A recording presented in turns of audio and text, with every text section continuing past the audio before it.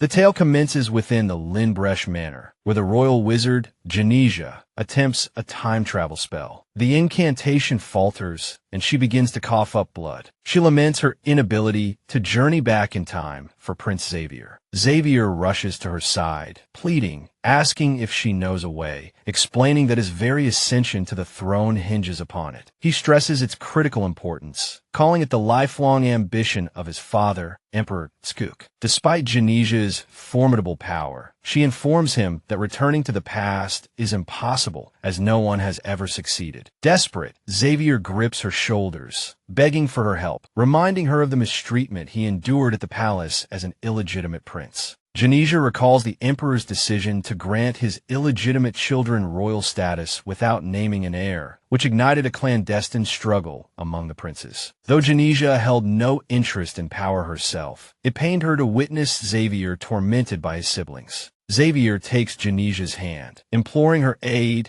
and reminding her of their impending marriage. Jenesia contemplates her deteriorating health, a consequence of her relentless efforts to master time travel. Yet her resolve remains firm, hoping it might cure her illness and forge a brighter future with Xavier. Their conversation is interrupted by a knock at the door. Lizbel enters, concerned for Genesia's well-being, asking why she remains in the frigid laboratory. Lizbel urges her upstairs for warmth and tea. As they share tea, Lizbel inquires if Jenesia is still researching the time travel spell and if she has made any progress. Jenesia admits that despite her efforts, she hasn't succeeded yet, expressing disappointment at Xavier's absence. Lizbel comforts her, reminding Jenesia of her reputation as the most powerful wizard across the Hiran continent. Jenesia reflects on her friendship with Lizbel Kendall, who has been by her side for the past decade since their academy days. Lizbel expresses admiration for Jenesia, aspiring to be like her. Touched by her kindness, Jenesia thanks her and listens intently. Lizbel notes how the nobles who once scorned Jenesia for being illegitimate now cower before her. Jenesia, however, dismisses the significance of her status, claiming everything feels the same to her. Lizbel teases her gently before preparing to leave. As Lizbel brushes her hair, Jenesia detects a familiar scent emanating from her and asks if she's wearing perfume. Lizbel confirms, mentioning it smells like withered roses. Shocked, Jenesia flashes back to Xavier gifting her a custom perfume for her birthday, claiming it was crafted solely for her. Recalling Xavier mentioning the fragrance was exclusive to the royal family, anxiety grips Jenesia. She urgently asks Lizbel where she obtained the perfume, but Lizbel misunderstands, thinking she might have applied too much. Lizbel explains it's her favorite scent and hopes Jenesia likes it too. Jenesia masks her apprehension, forcing a smile and diverting the conversation, reasoning perhaps the perfume is sold elsewhere. She expresses delight that they share the same taste and fragrance, which pleases Lizbel. Lizbel embraces Jenesia, urging her to rest well before departing. Left alone, Jenesia reflects on the rose scent, reminding her of Xavier, who taught her love, and Lizbel, her steadfast companion, determined not to fail them. She continues her research late into the night. She achieves a breakthrough and prepares to test it. However, as she approaches her laboratory, she notices the lights are already on inside. Curiosity and unease stir within her. As Jenesia nears the laboratory door, she is stunned to see Xavier and Lizbel inside, conspiring to steal her research. She overhears Xavier questioning the necessity of their elaborate scheme, suggesting they simply take her research notes. Lizbel remarks, with a tone laced with sarcasm, how cruel it would be just to take the notes, knowing how devastated Jenesia would be. She acknowledged Genesia's dwindling time, offering false sympathy and remarking that Xavier was simply too kind. Hidden nearby, Jenesia overheard everything, trembling with rage and disbelief at their betrayal. She watched as Xavier embraced Lizbel from behind, eliciting a giggle from her as he commented on the scent of dried roses clinging to her. Lizbel playfully confessed she'd sprayed some while he slept, asking if it suited her. Xavier replied that the fragrance was perfect for someone as beautiful as she, further fueling Genesia's anguish and fury. Enraged, Jenesia stormed into the laboratory, slamming her grimoire onto the floor and confronting Xavier and Lisbel. She accused them of stealing her research and behaving improperly. Xavier retorted dismissively, mocking her inability to create even a simple spell and shaming her for her perceived rudeness. Overwhelmed by pain and betrayal, Jenesia cried out, accusing them of betraying her trust and vowing never to forgive them. She glared at Lisbel, grabbing her hair and beginning to drag her. Xavier intervened, striking Jenesia hard across the face, causing her to lose her balance. As she fell, she collided with a table, knocking over lit candles and instantly engulfing the laboratory in flames. Amidst the chaos, heartbroken and weakened, Jenesia crawled towards her grimoire, desperate to save it. Xavier pulled Lisbel away, urging her to leave, but Lisbel hesitated, instead snatching Genesia's research notebook. Shocked and confused, Jenesia watched as Lisbel taunted her with a demonic smile. Lisbel thanked her sarcastically, calling the notebook Genesia's final gift and mockingly referring to her as her best friend. Leaving Jenesia to her despair, Xavier and Lisbel departed the burning laboratory. Jenesia lay unconscious amidst the flames, her fragile body failing, yet she gathered what little strength remained. Refusing such a cruel end, she summoned her residual magic, determined to attempt the impossible once more. Casting a spell to return to the past. As she channeled the magic, memories of her tormented life flashed before her eyes. Jenesia recalled her painful origins, the illegitimate daughter of Count Lembrecht and a maid who despised her existence. Consumed by bitterness, her mother inflicted cruel abuse upon young Jenesia, claiming no one would ever love her and that she would be abandoned just like her mother. Later, a devastating plague claimed the lives of everyone in the Lembrecht family, leaving Jenesia as the sole survivor and reluctant heir to the Count's title. Her life had been steeped in suffering and isolation from the very beginning. Suddenly, Jenesia jolted awake, startled by a voice calling her name. She found herself slumped over a desk, confused and disoriented. Standing nearby was Lance Million, the loyal head butler of Lindbrecht Manor. Seeing her exhausted state, he gently chided her for pulling another all-nighter, reminding her that while research was important, her health should come first. Flustered and overwhelmed, Jenesia quickly gathered her thoughts, realizing her spell had succeeded. She nervously asked Lance for the date, and when he replied it was May of the Imperial development year, Jenesia confirmed she had returned to 1 month before her engagement to Xavier. A wave of joy washed over her as she noted her healthy body, her intact laboratory, and her precious research notebook still in her possession. Beneath the joy, however, simmered a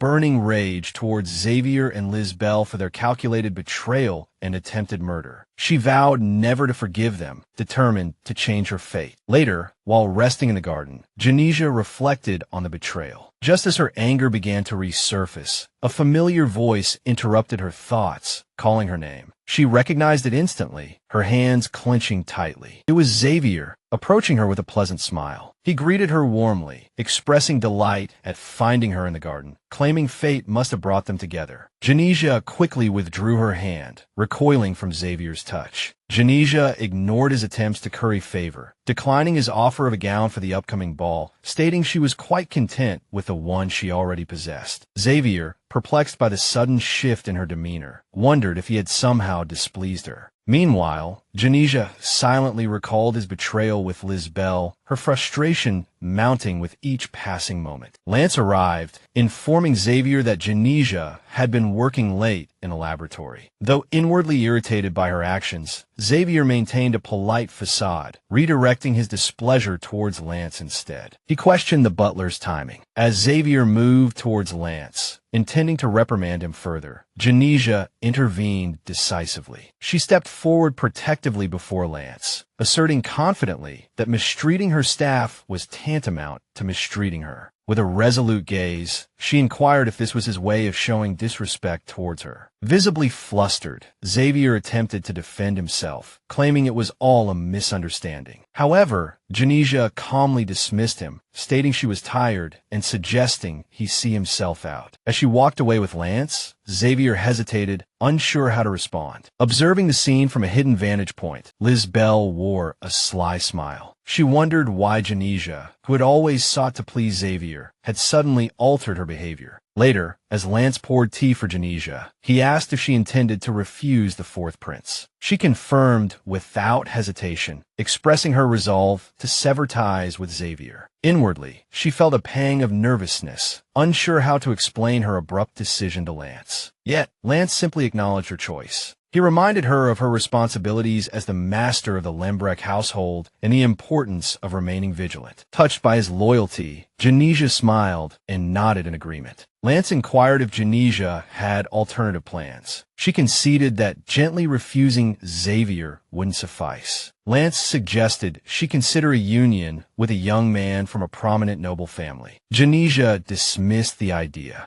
She explained that such families were only interested in her magic, not her as a person. She pointed out that if the Emperor publicly endorsed her betrothal to Xavier, no one would dare oppose it or propose to her. She expressed the need to find a legitimate reason to reject Xavier and sought Lance's advice. Lance mentioned a potential solution, an individual who had recently caused a stir in high society. When Jenesia asked who, he revealed it was Colin, the second prince of Hiren. Colin had recently broken off an engagement, sparking rumors and gossip. Known for his disinterest in marriage, he was reportedly delighted by the annulment, much to the chagrin of his royal family. Jenesia considered that Prince Colin might understand her situation and potentially aid her predicament. With a determined smile, she resolved to visit him soon, ready to explore any possibility. Meanwhile, at midnight in the Imperial Palace, someone entered Prince Colin's chambers with ulterior motives, observing what appeared to be Colin resting under the covers. The intruder approached confidently, only to discover it was merely a cleverly arranged decoy. Colin, anticipating this, calmly approached and confronted the intruder with regal authority. He firmly demanded to know who had sent them, expressing his desire for a full confession and emphasizing that his patience was limited. Jenesia was in the central hall of the Ministry of Magic when Cedric Windsor, a royal wizard, approached her, requesting assistance with a magical pulse issue they had previously discussed. He offered her his magical notebook, asking her to write in it. Jenesia hesitated, concerned about the privacy of the project he was working on. She suggested writing on a separate piece of paper, but Cedric chuckled. He trusted she would never infringe upon his research. Lizbel suddenly appeared, praising Jenesia's kindness and her renowned innocence and sorceress talent, famous since their academy days. Jenesia, however, recognized Lizbel's false display of affection. This angered her, reminding her of her mother's curse and the struggle she had faced since birth. Jenesia recalled how people treated her, calling her the Witch of Lindbresh and accusing her of spreading plagues to become the head of the family. Despite the ridicule and hatred, she had once believed Lizbel's warmth was genuine, until she discovered the cruel reality of her deception. With this realization, Jenesia swiftly pulled her hand away from Lizbel's grasp, leaving Lizbel startled and confused by her reaction. Attempting to mask her surprise, Lizbel tried to manipulate Jenesia, asking her to assist with a lecture while she organized Cedric's research papers. Although Jenesia initially considered refusing, she changed her mind upon learning the lecture was for the second prince, Colin. Cedric assured her she wouldn't need to do much. Seeing an opportunity to meet Prince Colin, Jenesia readily agreed to help. Lizbel inwardly smirked, convinced her plan had worked. Believing Jenesia had yielded, she flattered her, praising Jenesia's kindness, then excused herself, claiming she was busy. As she walked outside, irritated, Lizbel hastily thought about the time she had wasted on Jenesia and Cedric, hoping the person she was looking for was still nearby. Noticing Xavier, she smirked triumphantly, quickly adopting a sweet and innocent facade as she approached him. She greeted Xavier warmly. Xavier thanked her for lending him a handkerchief during the lecture and admired the embroidered flower on it, asking if she had made it herself. Lizbel feigned modesty, pretending to worry she had overstepped, but Xavier reassured her, comparing her craftsmanship to his mother's. Seeing this as a sign of fate, Xavier asked to speak with her for a moment, and Liz Bell eagerly agreed. After listening to Xavier recount Genesia's recent behavior, Liz Bell feigned shock,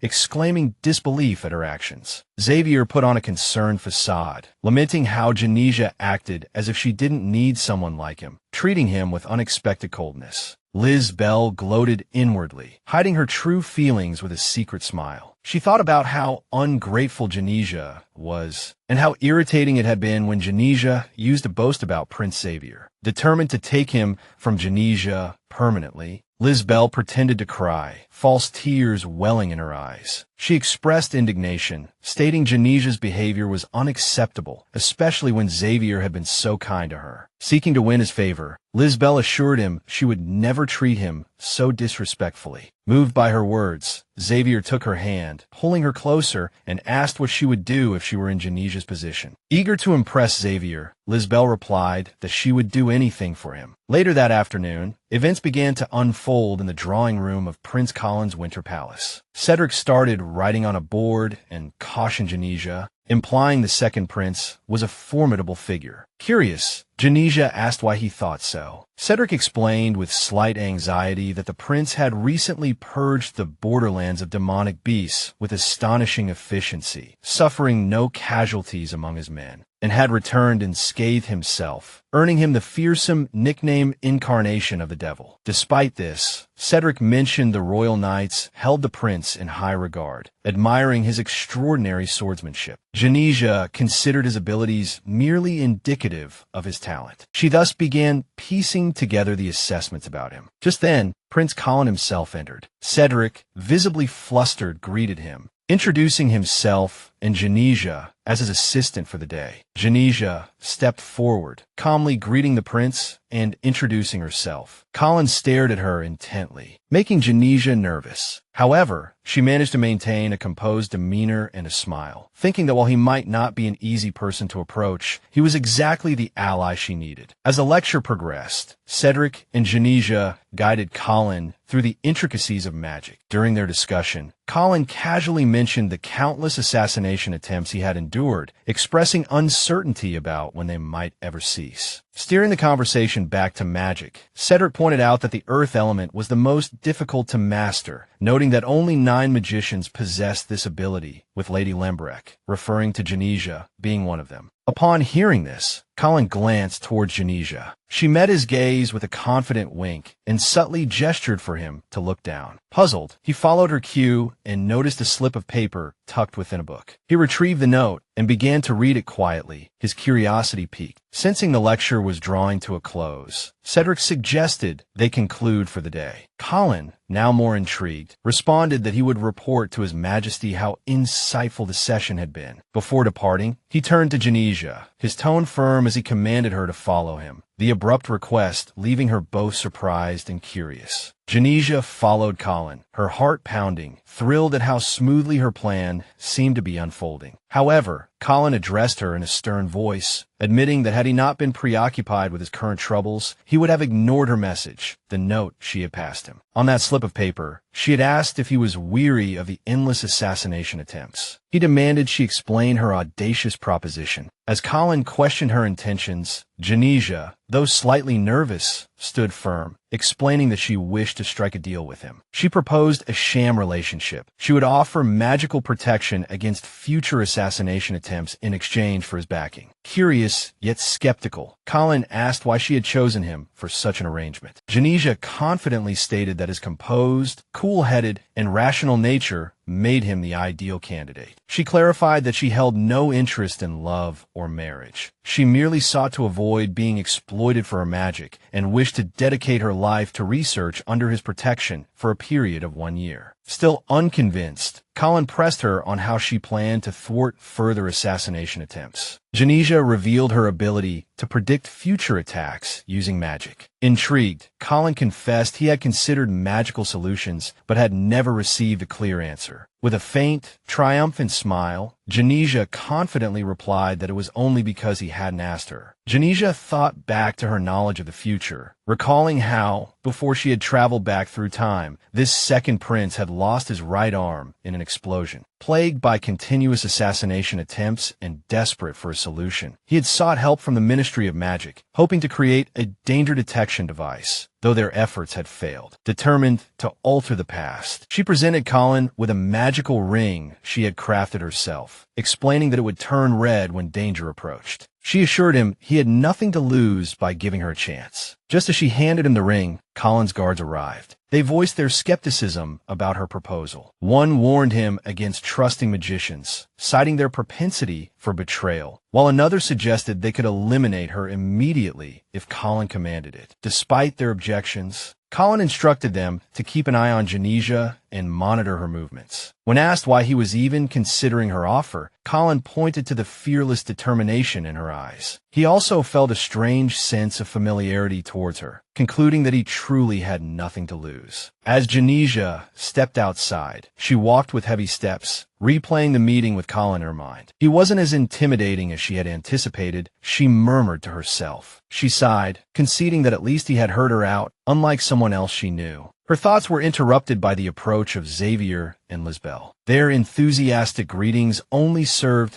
to heighten her irritation. Seeing them both together, she inwardly grumbled, wondering why she had to encounter them simultaneously. Striving to maintain her composure, she asked what brought them here. Lisbel, her tone bright, mentioned hearing about Jenesia's meeting with the second prince. Xavier, on the other hand, expressed concern, hoping the prince hadn't been discourteous to her. Jenesia grew wary, questioning how they knew about the meeting, but before she could get an answer, Cedric rushed over, visibly relieved to see Jenesia unharmed. He explained his worry for her, and that he had happened upon Xavier and Lisbel. Thankful for her safety, he joined their conversation. Xavier, eager to ease the atmosphere, suggested they shouldn't just stand around, and proposed they all have tea together. Xavier casually mentioned using preservation magic in his garden to keep blue roses blooming year-round. Cedric, impressed, remarked that maintaining such a garden in perfect condition must be quite costly. Xavier shrugged, acknowledging Cedric's point, but dismissing the expense, stating it was nothing to him. Jenesia, however, saw through Xavier's words. She knew, inwardly, that he was lying.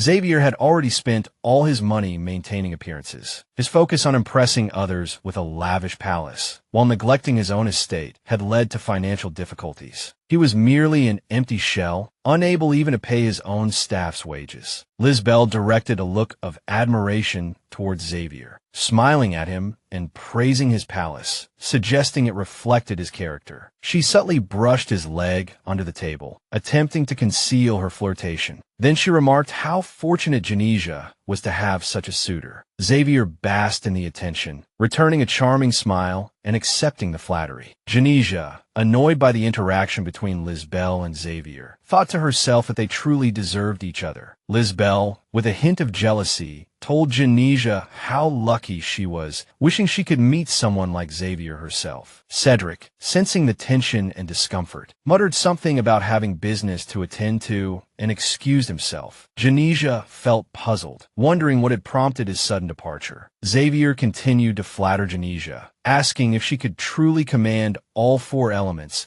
and praising her by mentioning her success at the academy. Lisbel, eager to elevate herself by belittling Jenesia, interjected, downplaying Jenesia's achievements. She claimed Jenesia had been a loner at the academy, focused solely on magic, while other students were jealous and ignored her. Lisbel added that it wasn't until they became friends that Jenesia found some companionship. One day, Jenesia had overheard Lisbel talking to other girls, complaining about spending time with her. Lisbel, feigning tearfulness, claimed she associated with Jenesia for everyone's sake, fearing the cursed Jenesia would hex them if they ostracized her. The girls, believing Lisbel's act, consoled her, saying she didn't have to sacrifice herself for them. Jenesia, shocked and hurt by what she had overheard, recalled the past, realizing that although she had suspected Lisbel's ulterior motives, she had chosen to ignore them. Now, Jenesia had had enough and resolved to defend herself. She calmly questioned Lisbel, reminding her how they used to conduct experiments together, even when Lisbel struggled with modifications. Jenesia pointed out that Lisbel could have easily sought help from her friends, but she hadn't, and it was Jenesia who had helped her through her studies. She also revealed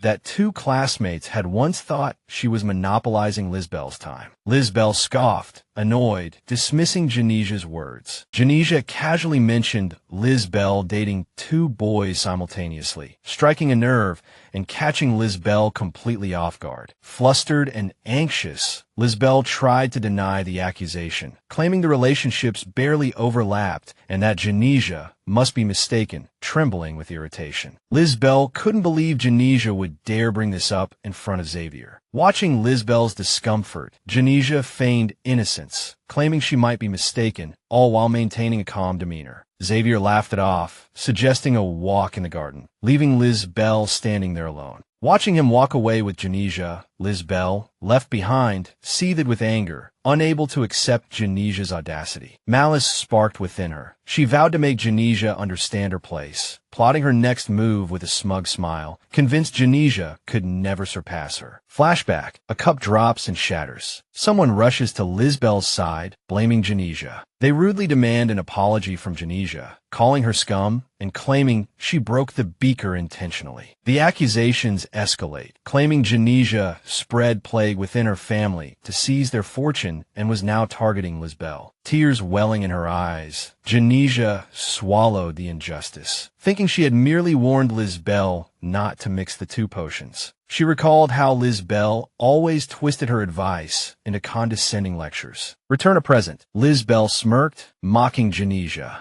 Jenesia mused that Lisbel probably wanted to punish her, as she had before. Just as Lisbel moved closer to Jenesia, she unexpectedly lost her balance and fell. Trembling on the ground where she fell, Lisbel realized there was a magic rune in the garden. Suddenly, due to the rune's magic, the surrounding roses began to wither and fly chaotically through the air. Witnessing the chaos, Xavier despaired over his ruined roses, crying out in anguish. Lisbel grew flustered and anxious, realizing she might be blamed, and hastily tried to defend herself. Jenesia calmly intervened, capitalizing on the situation. She soothed Xavier, urging him not to be too harsh on Lisbel. She implied Lisbel hadn't caused the incident intentionally and asked if Xavier agreed. Lisbel was speechless, while Xavier feigned understanding, masking his inner irritation. Jenesia continued her performance, complimenting Xavier's wealth. She suggested that repairing the magic rune would be no trouble for him. She concluded that the matter was resolved, leaving a visibly annoyed Lisbel and a teeth-gritting Xavier. Jenesia found their predicament amusing. Infuriated, Xavier reminded Lisbel of her earlier promise to do anything for him, questioning if this was what she meant. Flustered, Lisbel tried to explain, insisting it was a misunderstanding. She implied that a magic rune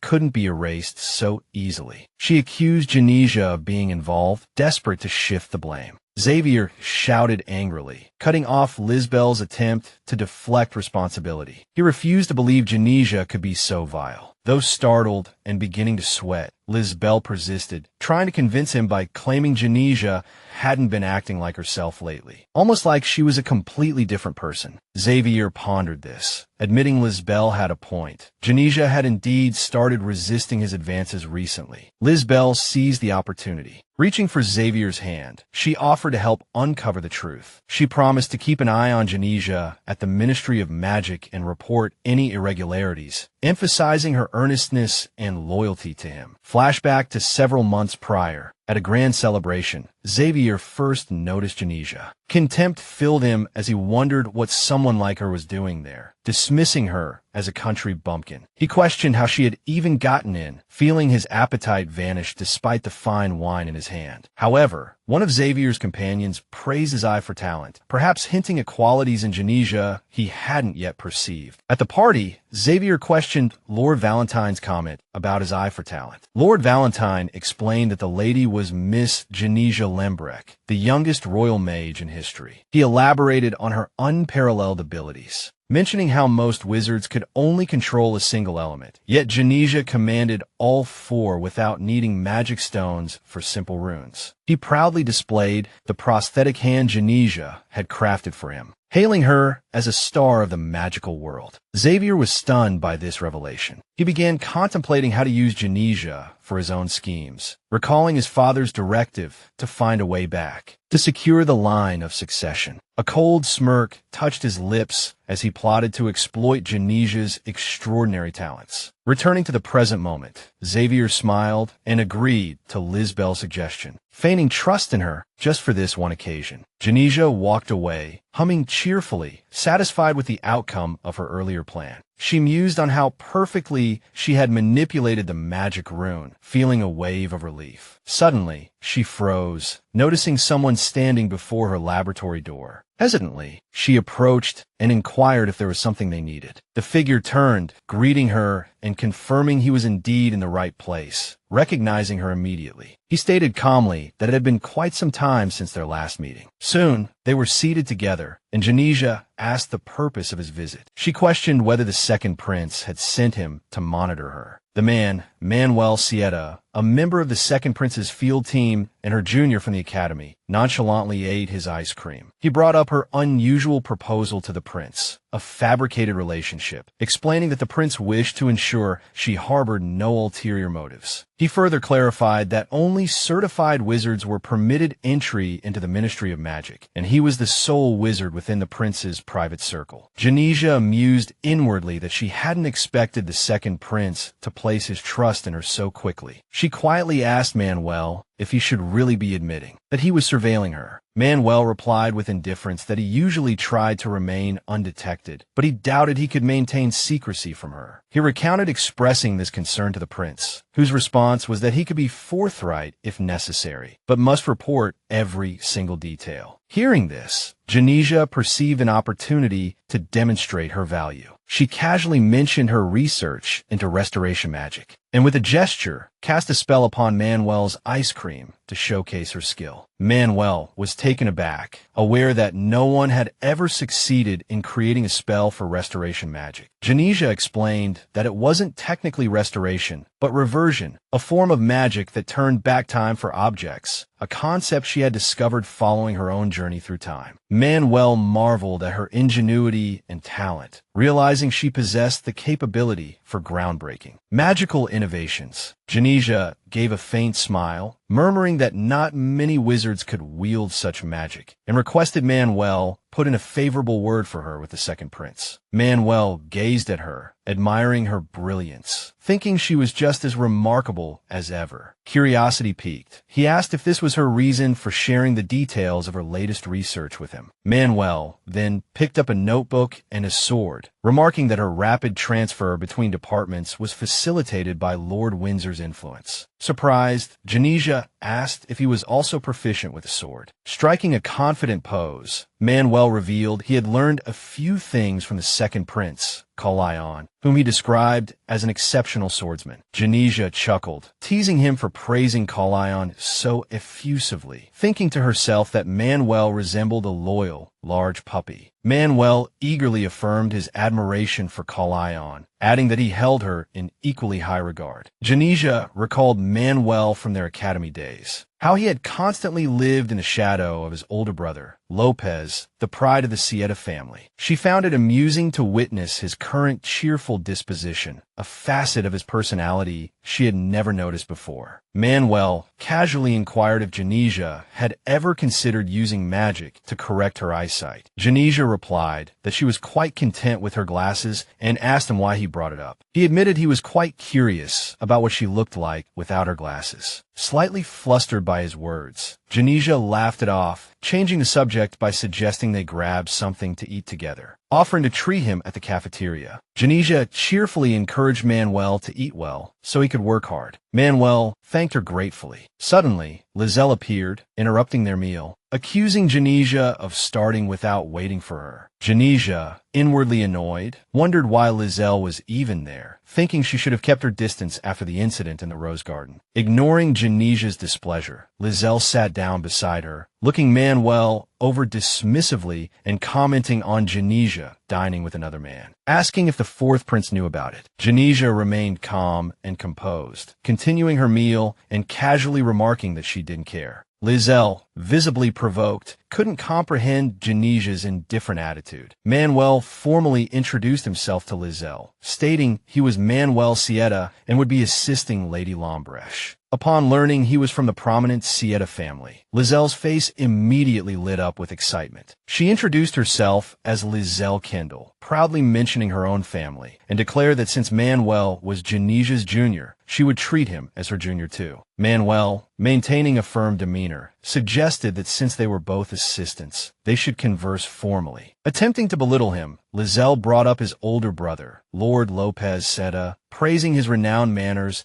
and implying Manuel fell short in comparison. Unfazed, Manuel retorted sternly that if she wished to associate with the Sieta family, it would be easier to approach his more accommodating brother, Lopez. However, he pointedly added that she would need to show his brother the proper respect. Hearing Manuel's words, Lizelle became anxious and irritated, thinking she was only being polite to him because of his family status. She then noticed Jenesia eating heartily, while she herself hadn't eaten properly in days. Try to manipulate Jenesia, Lizelle commented on her weight, suggesting she should eat salad like her. She offered her own salad with false generosity, expecting Jenesia to appreciate the gesture. However, no sooner had the words left her mouth than a knife came flying, embedding itself in the ground beside her. Manuel, clearly displeased by Lizelle's disrespectful behavior towards Jenesia, spoke gravely. He expressed his disappointment in her, reminding her that leftover food was for slaves, implying Lizelle needed to learn more about social etiquette. Following the tense confrontation with Lizelle, Manuel and Jenesia decided to continue their meal in her laboratory. Manuel apologized for his earlier actions, explaining that seeing Lizelle disrespect Jenesia had angered him. Jenesia, amused, pictured Manuel as a large, earnest dog. Manuel then asked Jenesia if her proposal to His Highness was motivated by his status. Jenesia answered casually, implying it was partly about who he was. Manuel, conflicted yet resolute, thought it was a pity he couldn't be someone she relied on, but he would do whatever it took to ensure she got what she wanted from His Highness. He reassured Jenesia, stating he was certain His Majesty would contact her soon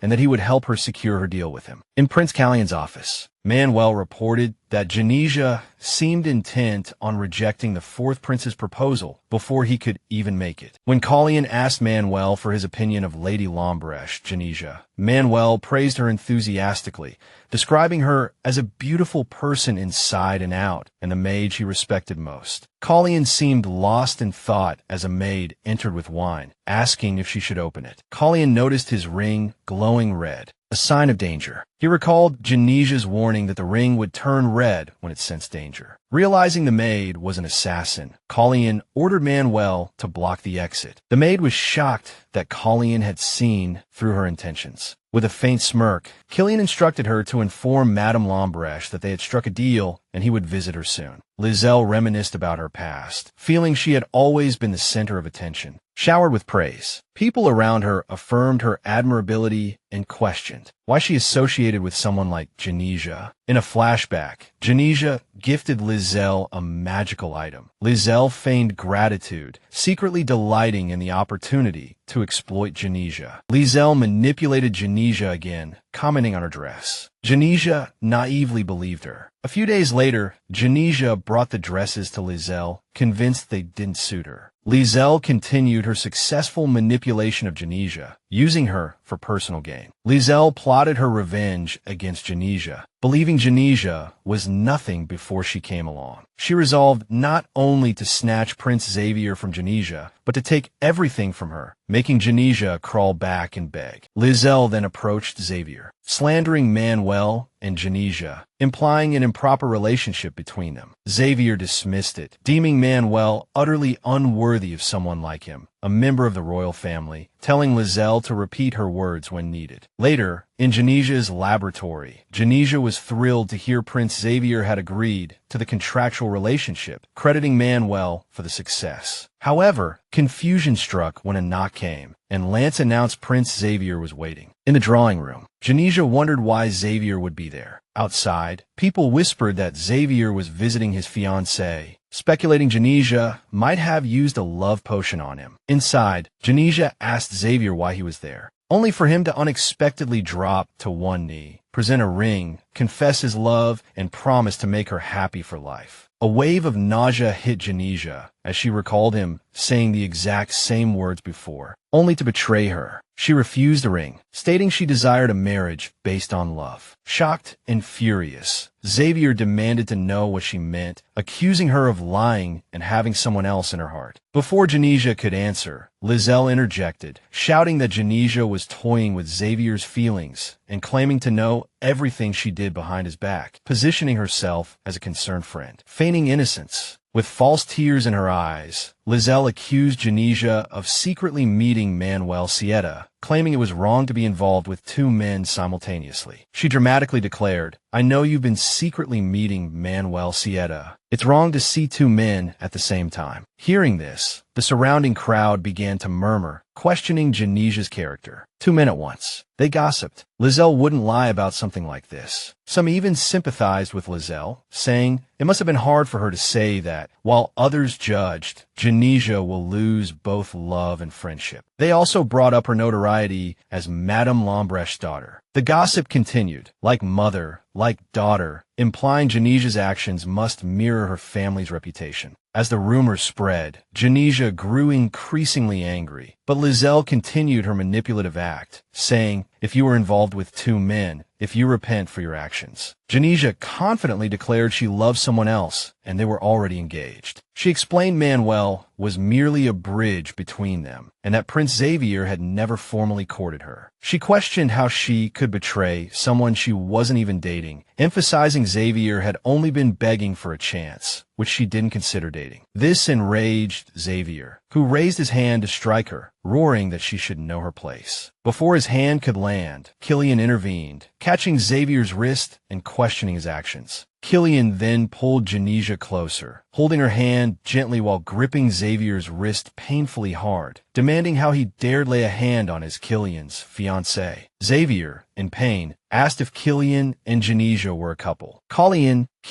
calmly confirmed this. Meanwhile, Xavier complained in disbelief that he had been pursuing Jenesia for a month, yet had never seen them together. Killian then sternly questioned Xavier, asking if he had been stalking his fiancée. Xavier stared dumbfounded at Jenesia, urging her to speak. Killian lovingly drew closer to Jenesia, whispering for her to show off the ring and call him by his name. Jenesia nodded to herself, realizing she had no choice but to play along with the plan. She confidently revealed that she and Killian had met when he attended Lord Windsor's lecture, where she was present as an assistant. Killian had confessed his feelings to her on the spot, claiming it was love at first sight and that they were destined to be together. She presented the ring as proof, leaving both Xavier and Lizelle utterly shocked. They couldn't believe that Killian, whom they had always underestimated, would fall in love at first sight. The onlookers were equally astonished, but Killian nodded in agreement, confirming Genesia's words. Later, in the carriage, Jenesia delightedly thanked Killian for his timely arrival. Killian responded that Manuel had sent an urgent message and that he would handle the rest. Jenesia expressed her gratitude, but Killian reminded her to call him by his name, dropping the honorifics. Jenesia thanked him and asked where they were going. Killian informed her he was taking her to the Lembreche estate, where she could pack her belongings, after which they would head to the Winter Palace. Jenesia was puzzled, asking why she needed to stay at Killian's palace. Killian reminded her of the vow she had made to protect him. This meant she would be living in his palace for a year. She questioned why it was necessary for her to stay there, especially since she had vowed to protect him, she saw no reason to stay. Colleen explained that people usually let their guard down while asleep, and he wanted her to protect him while he slept. Jenesia nervously asked if they would be sharing the same bed, which Colleen confirmed. She worried about hogging the blankets during the night. Colleen was amused by her concern, thinking she was far more interesting than he had anticipated. He then returned to the main point. The spouse of a royal family member must be proficient in various subjects, such as poetry, history, philosophy, horsemanship, self-defense, theology, and royal etiquette. Colleen stated it would be an education, which they would use as the pretext for her stay at the Winter Palace. Jenesia hesitated, feeling uncertain about the responsibilities ahead and the challenges that lay before her. Colleen reassured her that as the most knowledgeable mage in the Empire, she would be able to master everything quickly. She smiled, trying to appear encouraged, and promised to do her best. He then suggested they speak more casually to make their relationship seem more authentic to others. The carriage stopped, and Colleen stood up. Jenesia hesitated, wondering if he intended to accompany her. He confirmed, reminding her that she was his fiancé. Jenesia nervously stepped out of the carriage, thinking Lance would be shocked by what had transpired. Colleen offered his hand. Jenesia shyly placed her hand in his, thanking him. When Lance saw them, he dropped his watch in shock, frozen in disbelief. Jenesia explained to Lance that she had entered into a contractual relationship with Colleen. Still incredulous, Lance asked Jenesia to pack his things as he needed to leave before nightfall. He also handed her a list of 105 mages selected by the Magic Tower, which she had requested earlier, adding that research on 3 of them required additional funding. Jenesia reviewed the list, confidently telling Lance that the Arturia Guild knew what they were doing. She instructed him to pay them to handle the investigation, assuring him she would cover the extra costs herself. Lance hesitated, puzzled by her actions, asking why she was doing this. Jenesia smiled confidently, explaining that she had decided to forge her own path. She was in the early stages of her agreement with Colleen. Her ultimate goal, once her contract with Kalen ended, was to become a member of the Magic Tower. She planned to live out the rest of her life as a wizard. Lance was both shocked and moved by her determination. He expressed his admiration, realizing what a fine young woman she had grown into.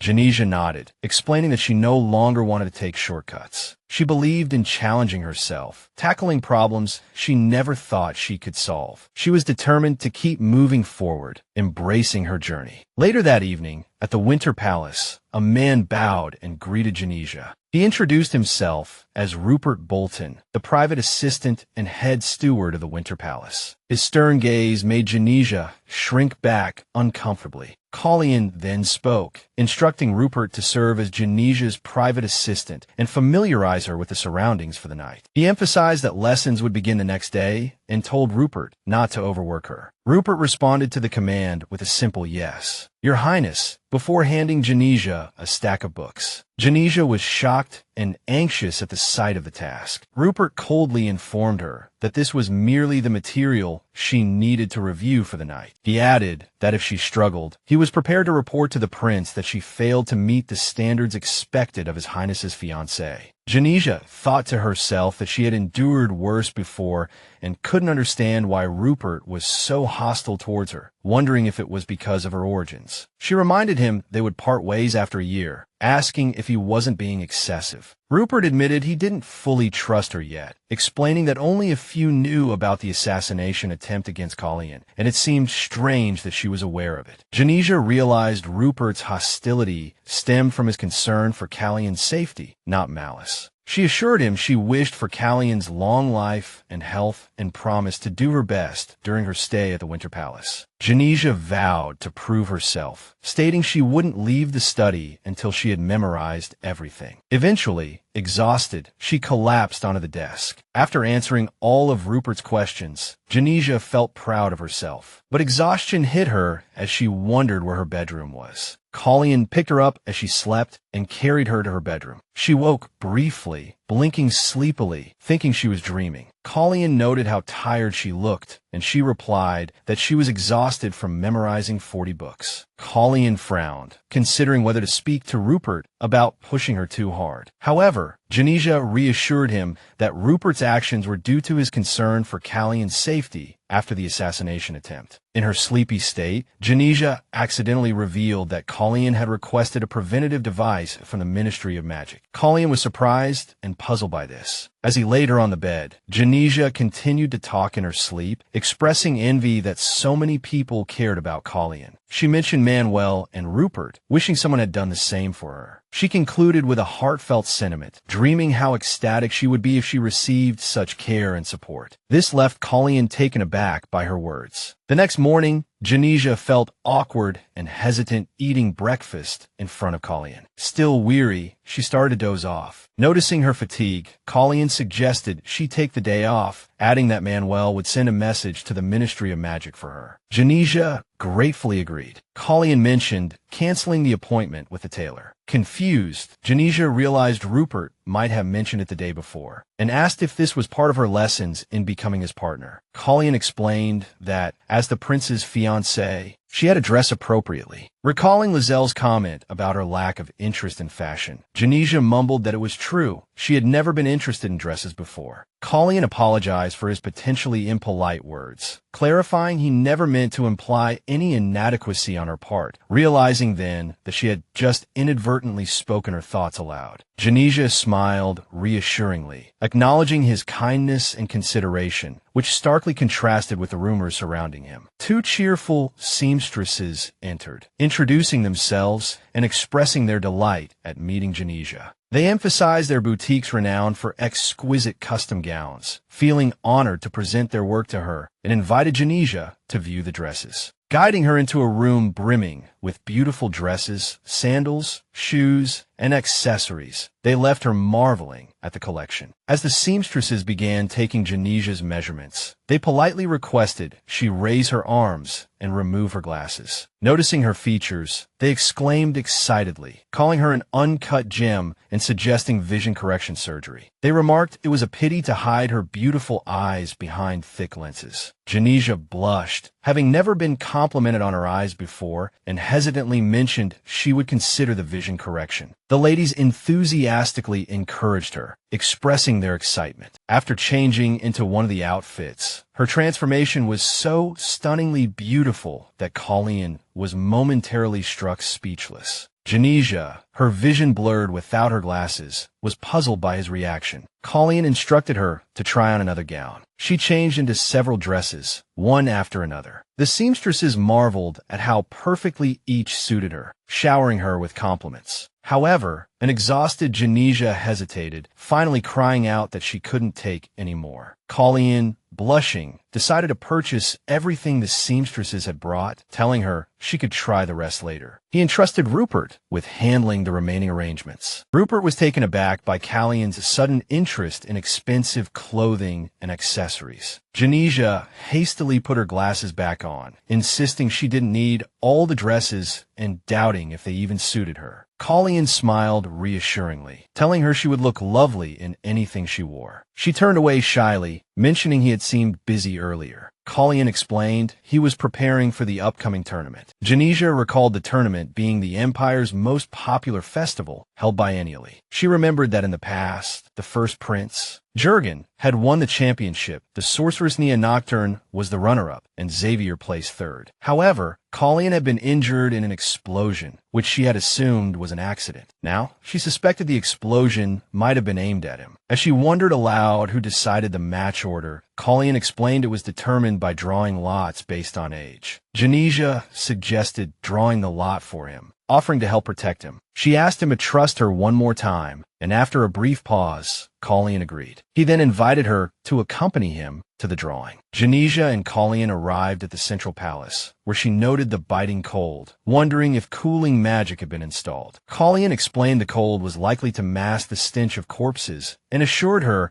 they would leave quickly after drawing the lots inside. Simon, the royal chamberlain, greeted them, informing them the other princes had already arrived. Among those present were Vicus, the third prince Saison, the fifth prince, and Jurgen, the first prince. Jenesia also spotted the fourth prince, Xavier, and they shared a brief glance, which did not escape Callion's notice. Jurgen greeted Colleen with a cheerful yet mocking tone, expressing surprise at his presence and acknowledging Jenesia as his fiancée with a hint of smirk. He attempted to belittle Colleen by remarking that his taste in women seemed to have changed, implying Jenesia was plain compared to Miss Tarek. Jurgen stared intently at Jenesia, making her nervous, wondering why he was looking at her that way. As he reached out towards her, he made an ill-timed remark, questioning if she was perhaps not as simple as she appeared. Colleen immediately intervened, his expression stern and serious. He firmly reminded Jurgen that he would not tolerate disrespect towards anyone important to him. Vicus, surprised by Callion's sharp reaction, spoke up, questioning his behavior towards his elder brother. Jurgen, taken aback, fell silent, his confidence shaken. Xavier observed the exchange, a subtle smile playing on his lips, realizing Jurgen had miscalculated. Provoking Colleen was unwise. He mused, recalling why he had chosen to avoid conflict when leaving the Ministry of Magic. Colleen noticed Xavier watching and briefly directed a sharp gaze towards him, prompting Xavier to look away without further comment. Simon, the royal chamberlain, stepped forward, announcing he would draw lots on behalf of the absent. First and third princes. Jenesia raised her hand, requesting to draw for Colleen as well. Simon agreed, inviting her to choose from the cards prepared for the draw. Using her magic, Jenesia discreetly observed the cards, shocked to discover they were all identical, each marked with the number 6. Realizing this was manipulation, she recalled the explosion during the ball targeting Colleen, making the current setup seem highly suspicious. Feigning clumsiness, Jenesia deliberately dropped the cards, revealing that every single one was the same. Simon flinched in shock, his expression turning tense and worried. Jenesia let out a soft laugh, tinged with sarcasm, suggesting her nervousness must have caused the accident. She then mockingly pointed out the oddity of all the numbers being identical, questioning if Simon, too, had lost control due to nerves. Simon froze, visibly flustered. He tried to defend himself, stammering that he had been framed. Jenesia calmly noted that she had never directly accused Simon of manipulating the cards, subtly implying someone influential, like the first Prince Jurgen, might be behind it. Simon frantically tried to defend himself, claiming that suspecting him was tantamount to suspecting the king. Saison confidently interjected, claiming he could read Simon's mind, and accusing him of lying. He presented the Eye of Truth, supposedly an SSS-class sacred relic, claiming it could reveal truth and punish liars. The relic emitted a flash of light, causing Simon to visibly falter and break into a sweat, though he dismissed it as a joke. Noticing Saison's eye patch, Jenesia quickly deduced the relic was likely just an ordinary toy. Feigning admiration, she praised the relic as a great achievement and asked to try it. Saison, pleased by her validation, eagerly handed it over. Jenesia dramatically pretended to use the relic, claiming to see a shield adorned with pear blossoms behind Simon. Her sudden declaration terrified Simon and awed the others. Colleen pointed out that the shield and pear blossoms were the crest of the first prince, Jurgen, confirming Jenesia's suspicion that he had manipulated the cards. Jenesia then suggested informing his majesty of the situation, which sent Simon into a panic. He begged for mercy, pleading that it was all his fault and imploring her not to tell the king. Colleen, unmoved, advised Jenesia to return to the Winter Palace, where Ash should be waiting, leaving him to handle the chamberlain. In the glass greenhouse of the Winter Palace, Jenesia reflected on the situation. She felt that while manipulating the cards gave Jurgen an advantage, planting a bomb during the tournament seemed illogical and offered him no benefit. Something fell off, like a crucial piece of the puzzle was missing. Suddenly, Manuel arrived, startling Jenesia with his unexpected appearance. Manuel, seeing Jenesia well-rested, expressed his relief and reminded her of the current chaos within the Ministry of Magic. Following that incident, the disruption was instead instigated by Lady Tarek, who had incited reporters to cause trouble at the ministry. Lady Tarek, once the king's fiancée, seemed to harbor resentment towards him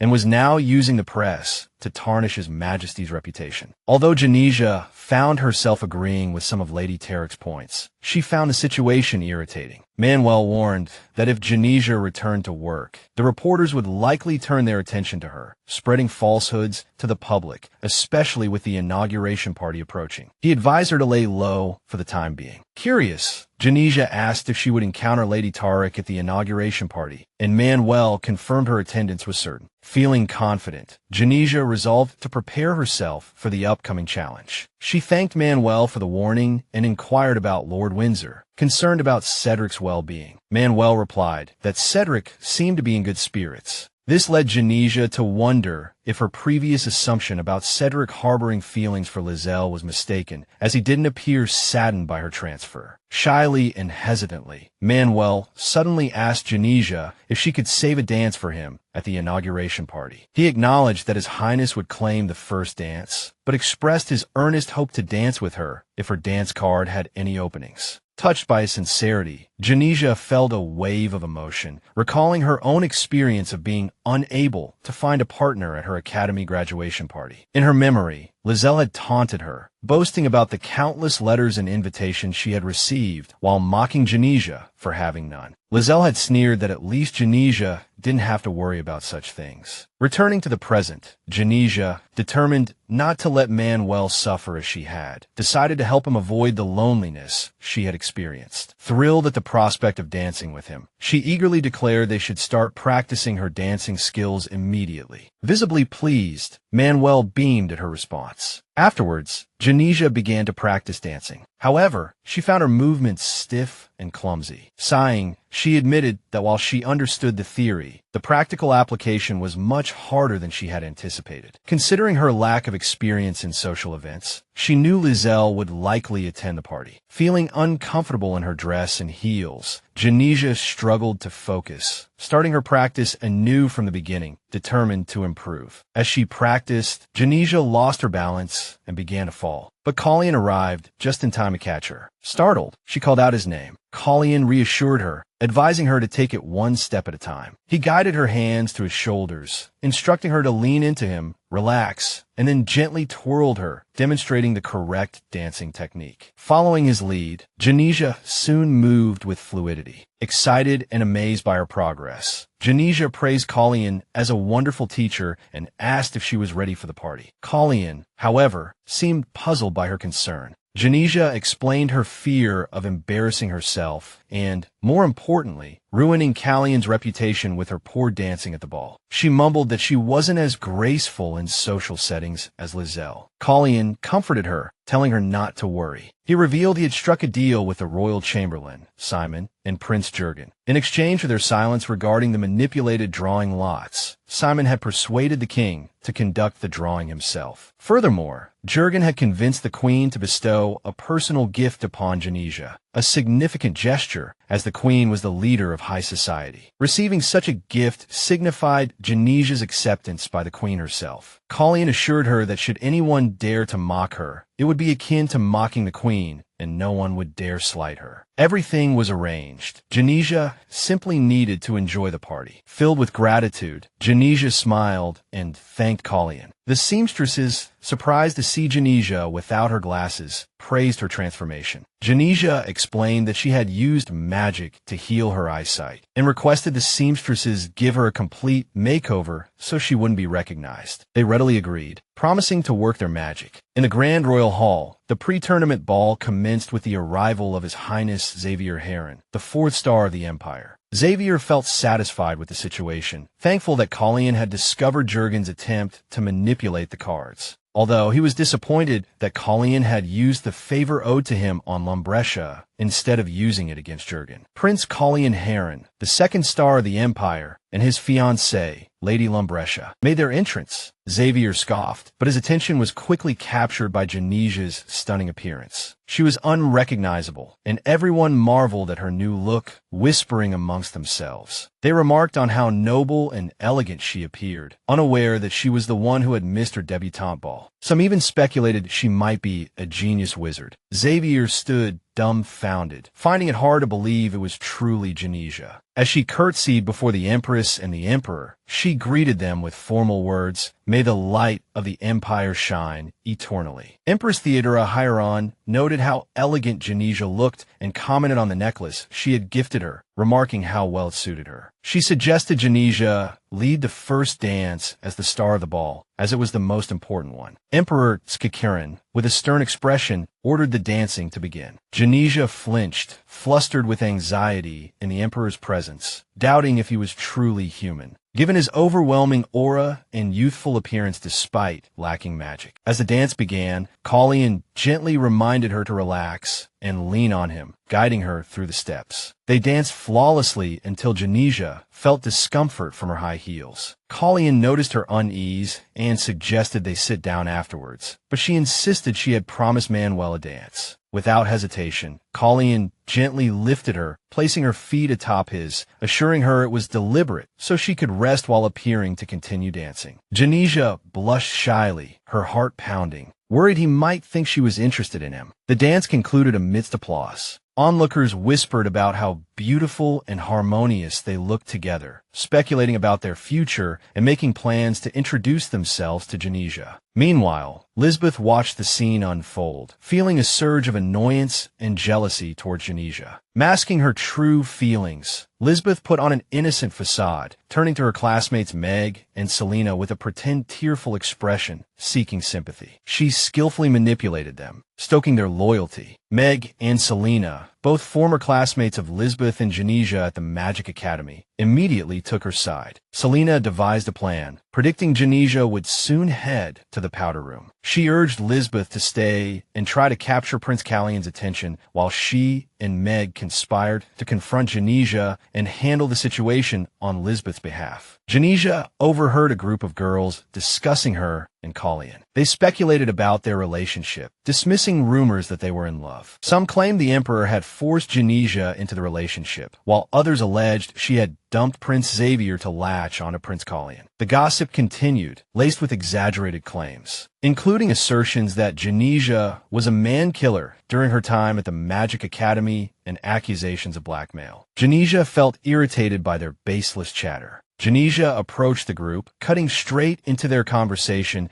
as she demanded to know what they were discussing, her tone sharp and confident. Startled, the girls nervously tried to defend themselves, insisting they meant no harm. As Jenesia surveyed the cluster of girls, her gaze locked onto Selena, who offered a contemptuous smirk. Jenesia recognized her as an old classmate. Genesia's irritation flared. Shrugging, she sighed inwardly. Recognizing Selena brought back memories of her past tormentors, her mind racing. If Selena was present, it likely meant Meg and Lisbeth were also at the ball. Memories of the trio bullying her during their time at the Magic Academy resurfaced. Determined to protect Callion's reputation, Jenesia resolved not to let their schemes cause any damage. Fixing the group with a piercing stare, she addressed them sternly, pointing out the irony of their claims of harmlessness while spreading falsehoods. She seized the moment to set the record straight, declaring she had never held any interest in Prince Xavier, affirming the sincerity of Callion's proposal to her, and openly professing her affection for him. She emphasized that spreading false rumors about them was an insult to their relationship. Startled, Selena recoiled under the weight of Genesia's words, turning swiftly and departing the scene in silence. Jenesia watched Selena's wordless retreat, puzzled. It was uncharacteristic of Selena, who usually never backed down without a fight. Doubt began to creep into Genesia's mind as she wondered about Meg and Lisbeth's absence, considering how inseparable the three had been during their academy days. Before she could dwell on it, Callion approached, his expression serious. He asked if she had truly meant everything she just said. Slightly flustered, Jenesia hesitated. With a nervous laugh,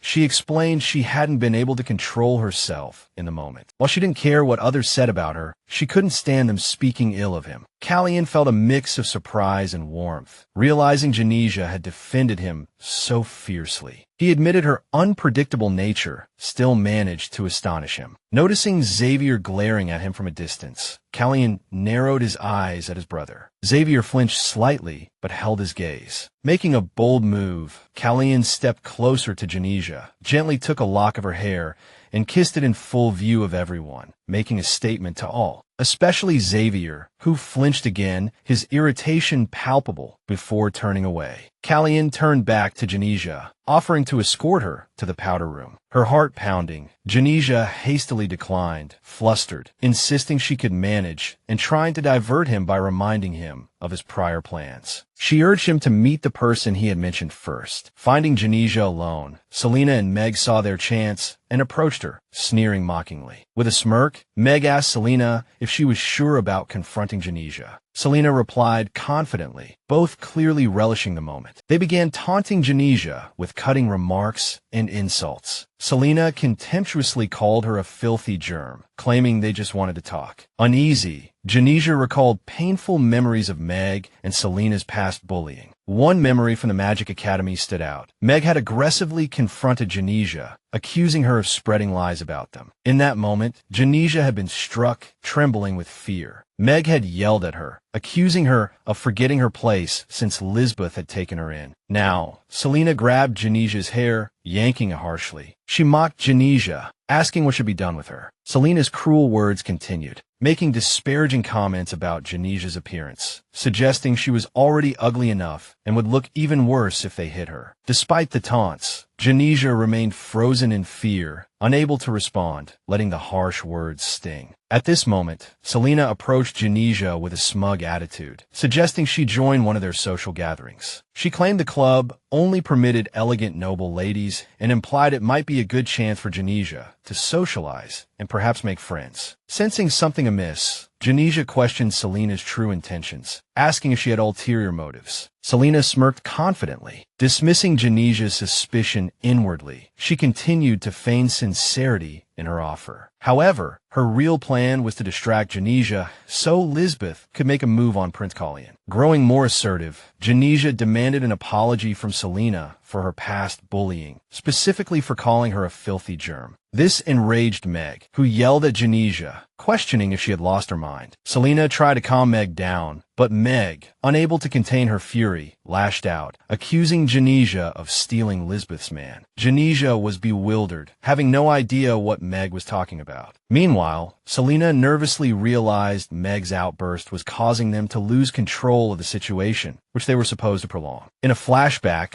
Lisbeth feigned tears before Meg and Selena, manipulating them with a fabricated story. As soon as they arrived, a distressed Lisbeth told them Jenesia was pretending to be infatuated with Prince Xavier while knowing full well that Lisbeth loved Prince Callian. She accused Jenesia of stealing Callian from her. Meg flew into a rage, calling Jenesia an ungrateful wretch. Simultaneously, Lisbeth pleaded for their help at the inaugural ball to persuade Callian to change his mind. Back in the present, Selena attempted to soothe the furious Meg, reminding her they were there to support Lisbeth. However, Meg remained incensed, suggesting they should deal with Jenesia more forcefully instead of trying to persuade her. Watching the scene unfold, Jenesia began to understand what was happening. She realized Lisbeth must now be targeting Callian, especially after their recent dance together, which had likely ignited Lisbeth's jealousy. Her resolve hardening, Jenesia declared she would no longer allow Lisbeth to manipulate her or take what was hers. Making a bold move, she smashed a nearby wine bottle, sending liquid splashing everywhere and causing a commotion. Meg smirked, mocking Jenesia's attempt to stand up to them, reminding her she was known only for her studies, not for any physical prowess. Undeterred, Jenesia swiftly countered that magical items were forbidden at social gatherings, meaning neither Meg nor Selena could use their magical tools. Meg scoffed, arguing that magical tools were essential for casting spells. Jenesia calmly summoned a fireball into her palm, demonstrating she needed no such items due to her pyrokinesis. With a hint of a smirk, she warned the pair to get out of her way if they valued their lives. The sight of the fireball, combined with the alcohol-soaked floor, sent both Meg and Selena into a panic, terrified of being burned. Jenesia, in a calm yet firm voice, told them she knew what they all had in common. They had all been manipulated by Lisbeth, but unlike them, she had chosen to break free. Realization dawned on Meg and Selena, leaving them flustered and confused, unsure how to react to this defiant new Jenesia. Jenesia tossed a fireball, igniting the alcohol on the floor, the flames encircling Selena and Meg. Terror gripped them. Selena, trembling, urged Meg to do something, but Meg, equally frightened, knew only magic or a fire wielder could extinguish it. Selena looked at Jenesia in disbelief, questioning if she truly intended to harm them. However, Jenesia extinguished the flames, sparing them. As Selena and Meg gasped in relief, Jenesia stated she could have taken revenge, but chose not to, as she didn't want to stoop to their level. As she walked away, she expressed her hope that they would never meet again. Meg, flustered, demanded to know what Jenesia meant earlier about them being Lisbeth's puppets. Jenesia responded that they should figure it out for themselves. She denied speaking ill of them behind their backs, and remarked on how easily influenced they were, leaving them to ponder her words. Manuel hid behind a tree. He anxiously recalled the scene of Callian and Jenesia dancing together, finding the image so romantic that he had felt compelled to leave. Awkwardly, he banged his head against a tree, cursing himself for being a fool. Rupert approached him, commenting on his behavior and informing Manuel that Callian had gone to the rear garden to meet Count Palatine, while Jenesia was in the powder room. When questioned about his actions, Rupert warned Manuel against coveting what belonged to Callian, reminding him of his loyalty as a servant. Manuel defended himself, arguing that Callian held no affection for Jenesia. But their conversation was cut short by the arrival of Jenesia, looking hurried and worried as she called out to Rupert. Urgently, she told him that Callian was in danger. Both Manuel and Rupert were shocked and concerned as Jenesia anxiously asked if they knew where Callian was. In the rear garden, Callian was engaged in a tense discussion with Count Palatine Richard Schettiner. Richard urged Callian to declare his desire to become crown prince and gather supporters, but Callian dismissed him, asserting that his goal was not the throne, but the complete destruction of the royal family. He accused Richard of trying to use him for his family's gain. A shocked Richard defended himself, reminding Callian of their shared bloodline through his mother, Violet Schettiner, and insisting his intention was to help him reclaim what was rightfully his. Their conversation was interrupted by the sound of approaching footsteps. Callian commanded silence and called out to the intruder. Lisbeth Kindle appeared, her dress muddied and disheveled. She confidently introduced herself as Jenesia's colleague from the Ministry of Magic, claiming she hadn't meant to eavesdrop and was merely strolling through the garden. Richard remarked that Lisbeth was no longer the introverted, unremarkable woman he remembered. When asked what she had heard, Lisbeth giggled and lied, stating she heard nothing and promising secrecy, even vowing to pretend she had never seen them there. Lisbeth deliberately moved closer to Callian, attempting to entice him with a sly smile. She proposed a deal, offering to keep silent about their conversation if he agreed to meet her occasionally. As she reached out to touch him, Callian fixed her with an icy glare. Startled and anxious, Lisbeth recoiled, thinking she had underestimated him. She recalled his quiet demeanor at the ministry, having assumed he would be easily manipulated. Richard interjected, reminding Lisbeth that Callian was already engaged. Flustered, she stammered an excuse, claiming she merely wanted to inquire about her best friend, Jenesia Lambresh. She fabricated a story about wanting to mend their relationship after a misunderstanding at the ministry. Callian remained silent, merely observing her with a sharp gaze that intensified her nervousness. Meanwhile, Rupert, Manuel, and Jenesia hurried to find Callian. Feeling exhausted and sore, Jenesia stumbled, prompting Manuel to ask if she was all right. She resolutely insisted on pressing forward. Just as Manuel suggested going in her stead to find Callian, Jenesia heard a familiar laugh nearby and froze instantly. She recognized the voice immediately, her expression hardening. Jenesia's heart sank as she saw Callian walking with Lisbeth. Watching Lisbeth try to ingratiate herself with him, Lisbeth chattered casually about trivial things, like Jenesia's preference for meat and sweets. Internally, Lisbeth seethed, blaming Meg and Selena for failing to detain Jenesia, thus foiling her plan. Jenesia glared at Lisbeth, silently accusing her of targeting Callian next. Lisbeth feigned surprise, claiming she had run into Callian purely by chance in the garden. Jenesia's sharp gaze remained unwavering as she questioned the coincidence, pointing out how far the rear garden was from the ballroom implying Lisbeth's actions were deliberate. Frustrated, Lisbeth cursed her luck inwardly, realizing she hadn't had a chance to entice Callian before Jenesia's arrival. She claimed she had wandered into the garden simply because Jenesia had upset her. Then an idea sparked. Lisbeth considered manipulating the situation with tears. Recalling how her tears always worked back at the academy, she reasoned that if she played the victim again, everyone would surely side with her and blame Jenesia. Lisbeth began her usual performance, shedding false tears to garner sympathy. She sobbed about how Jenesia had changed, how abandoned she felt, even covering a fleeting smirk of satisfaction with her hand. However, much to her dismay, everyone completely ignored her act. Callian, noticing Jenesia's reddened feet, expressed concern, reminding her he had suggested she rest in the powder room. Jenesia quickly defended Rupert and Manuel, explaining she had wanted to take a walk and they weren't to blame. Deciding it was time to leave, Callian instructed Rupert and Manuel to return to the Winter Palace. Both men were taken aback but obeyed. Meanwhile, Lisbeth grew increasingly irritated, unable to comprehend why no one was paying attention to her. Rupert offered to arrange a carriage for Jenesia, but Callian declined, declaring he would handle it himself. To everyone's surprise, he effortlessly swept Jenesia into his arms. Jenesia flushed with embarrassment, protesting that the surrounding crowd was watching them. Callian leaned in close, whispering that they needed to show others they were in love. Flustered, Jenesia wondered if others referred to Lisbeth, who stood nearby, simmering with jealousy. Callian then reassured Jenesia, continuing in a low voice that Lisbeth wasn't worth their attention and that he held no interest in her whatsoever. Gritting her teeth, Lisbeth could only watch in frustration as Callian carried Jenesia towards the carriage. Jenesia felt both embarrassed and relieved, thinking he must have noticed her earlier distress. She had worried Lisbeth might persuade him to turn against her, feared he might fall for Lisbeth's charms, but his actions put her mind at ease. Callian asked why she was embarrassed. Mentioning this wasn't the first time, which flustered Jenesia even more as she couldn't recall him ever carrying her like this before. The next morning, Jenesia reflected on the chaotic events of the previous day, including her encounters with Meg, Selena, and Lisbeth. Though her memories of the party were hazy, what surprised and embarrassed her most was Callian's unexpected commitment to their fake relationship. Determined to protect him, she resolved to stay focused. Rupert, noticing the expression on her face, asked if something was wrong, suggesting she rest at the Winter Palace since Callian would be competing in the final stages of the tournament. Jenesia assured him she was fine, though inwardly she felt the situation growing increasingly awkward. Xavier, consumed by rage, threw objects around his room, shouting about the unfairness of the tournament draw. He believed his father had bet on him to win, even giving him an expensive magical artifact for the competition, only to find himself placed in the same round as Callian.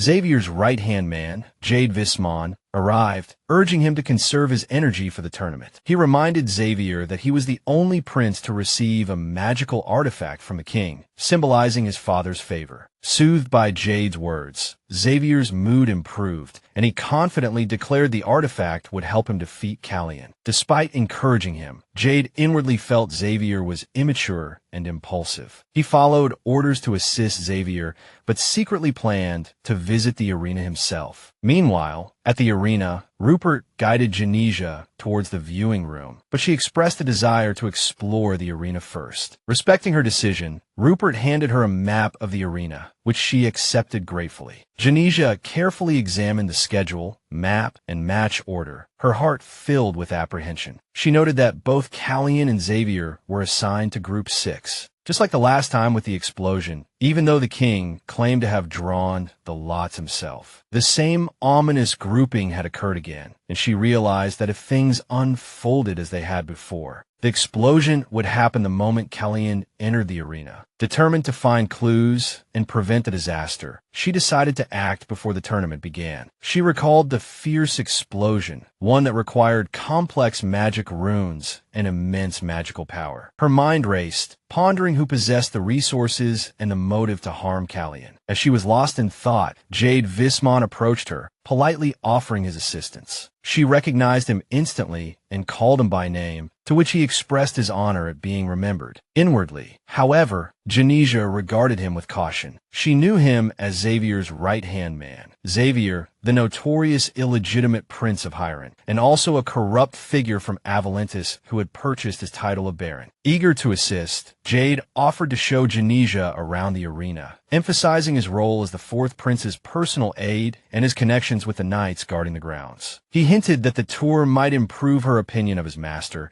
and subtly suggested he could sneak her into the stadium where the tournament would soon be held. Jenesia was initially uninterested, but eventually his offer tempted her, curious about the chance to see the grand arena. As they walked, Jade pointed out the newly laid floor tiles, gleaming with a fresh sheen. Yet, Jenesia couldn't shake her suspicions. Recalling suspicious activities she'd noted earlier, she decided to use magic to examine the arena more closely. Her senses confirmed her fears. Beneath the shiny new tiles, she detected scattered fragments of magic stones, enough to cause a devastating explosion. However, there was no sign of magic runes, implying the trigger for detonation must be a magical artifact hidden somewhere. As a guard approached them, he sternly reminded Jade that while Jenesia was permitted entry as his guest, she was not to touch anything within the arena. A nervous Jade quickly assured the guard he hadn't anticipated Jenesia interacting with anything. He then whispered to her, suggesting they leave before the situation escalated. Jenesia sensed the tension and nervously agreed. They continued walking through the arena. Jenesia curiously asked Jade about his close relationship with the guards. Jade explained that it was precisely because of their connection that the guard let them go without issue. He warned her that tampering with the arena could lead to arrest and imprisonment. Just then, a loud voice called out, warning them to speak up if they didn't want to end up in prison. Jenesia immediately turned towards the source of the commotion, both puzzled and alert. Jenesia noticed a group of adults berating a young boy, accusing him of cheating in a tournament and claiming they wouldn't have lost to him if he had played fairly. The boy refuted their accusations, calling them sore losers. One of the men, angered by his attitude, warned him against insolence. But the boy confidently offered to face them again, certain the outcome would remain unchanged. Surprised to see a child being ganged up on, Jenesia decided to intervene. Despite Jade's suggestion that they ignore the scene, she stepped forward to confront the adults, scolding them for bullying a child. Although one man threatened her, another quickly calmed him down, whispering that she likely came from a noble family. They reluctantly left the boy alone. Jenesia introduced herself and asked the boy his name. He replied that it was Nia Nocturne. Observing his blue hair, blue eyes, and gauntlets, she recognized him as the runner-up from the tournament held before her return. She complimented him on being cute and offered to help him find his companions if he was lost. Nia pouted, addressed her by name, and stated that since she had helped him, he would forgive her for treating him like a child. He then revealed he was a dragon and much older than her, leaving Jenesia utterly stunned. Jenesia and Nia spent some time together, during which Nia shared the story of his life. He explained how the elders of the Magic Tower had broken their promise to him, leading him to grow weary of being exploited for his magic. Overwhelmed by frustration, he fled his homeland, Anka, a sanctuary of magic governed by tradition and formidable magic towers. Jenesia recalled that her own future plans included a visit to Anka, and she felt a pang of shock upon learning about the mistreatment of young dragons there. When Jenesia inquired why Nia would share such deeply personal details, he explained that an oath he had taken prevented him from lying. Nia expressed his profound gratitude toward Jenesia, remarking that she was the first human to ever care for him without any hidden agenda. Her genuine kindness, along with the simple act of buying him snacks, had earned his trust. He also revealed that he had recognized her as a mage instantly, as he could sense the refined mana flowing within her. Astonished that he could perceive magic with such ease, an idea sparked in Jenesia's mind. She asked Nia if he possessed the ability to locate concealed magical artifacts. Upon Nia confirming his capability, she eagerly sought his assistance, guiding him back towards the palace. Once there, she laid out the current predicament and implored Nia to stay with them at the Winter Palace. However, Isaac Bolton, Rupert's own twin brother, recognized Nia as the very boy who had defeated him during the preliminary rounds of the tournament and seemed visibly irritated by his presence. The Knight Commander, Ashcoke Share, interjected, commenting on the remarkable speed with which Nia had secured his victory, even as Isaac attempted to salvage some pride by insisting he had held out for over 2 minutes. Manuel chuckled softly, reminiscing about the tournament match, deeming it quite an impressive spectacle and lamenting that Jenesia hadn't been present to witness it herself. Isaac added that they had searched high and low for her, consumed with worry for her safety, but were ultimately relieved by her return. He cast a subtle, knowing glance towards Killian, implying that the prince had been quite eager to display his prowess before her. Killian voiced his relief at Jenesia's safe return, yet couldn't help but comment on the newfound closeness she shared with Nia. Jenesia, bubbling with excitement, recounted the details of their time together, mentioning the delicious steak and ice cream they had indulged in,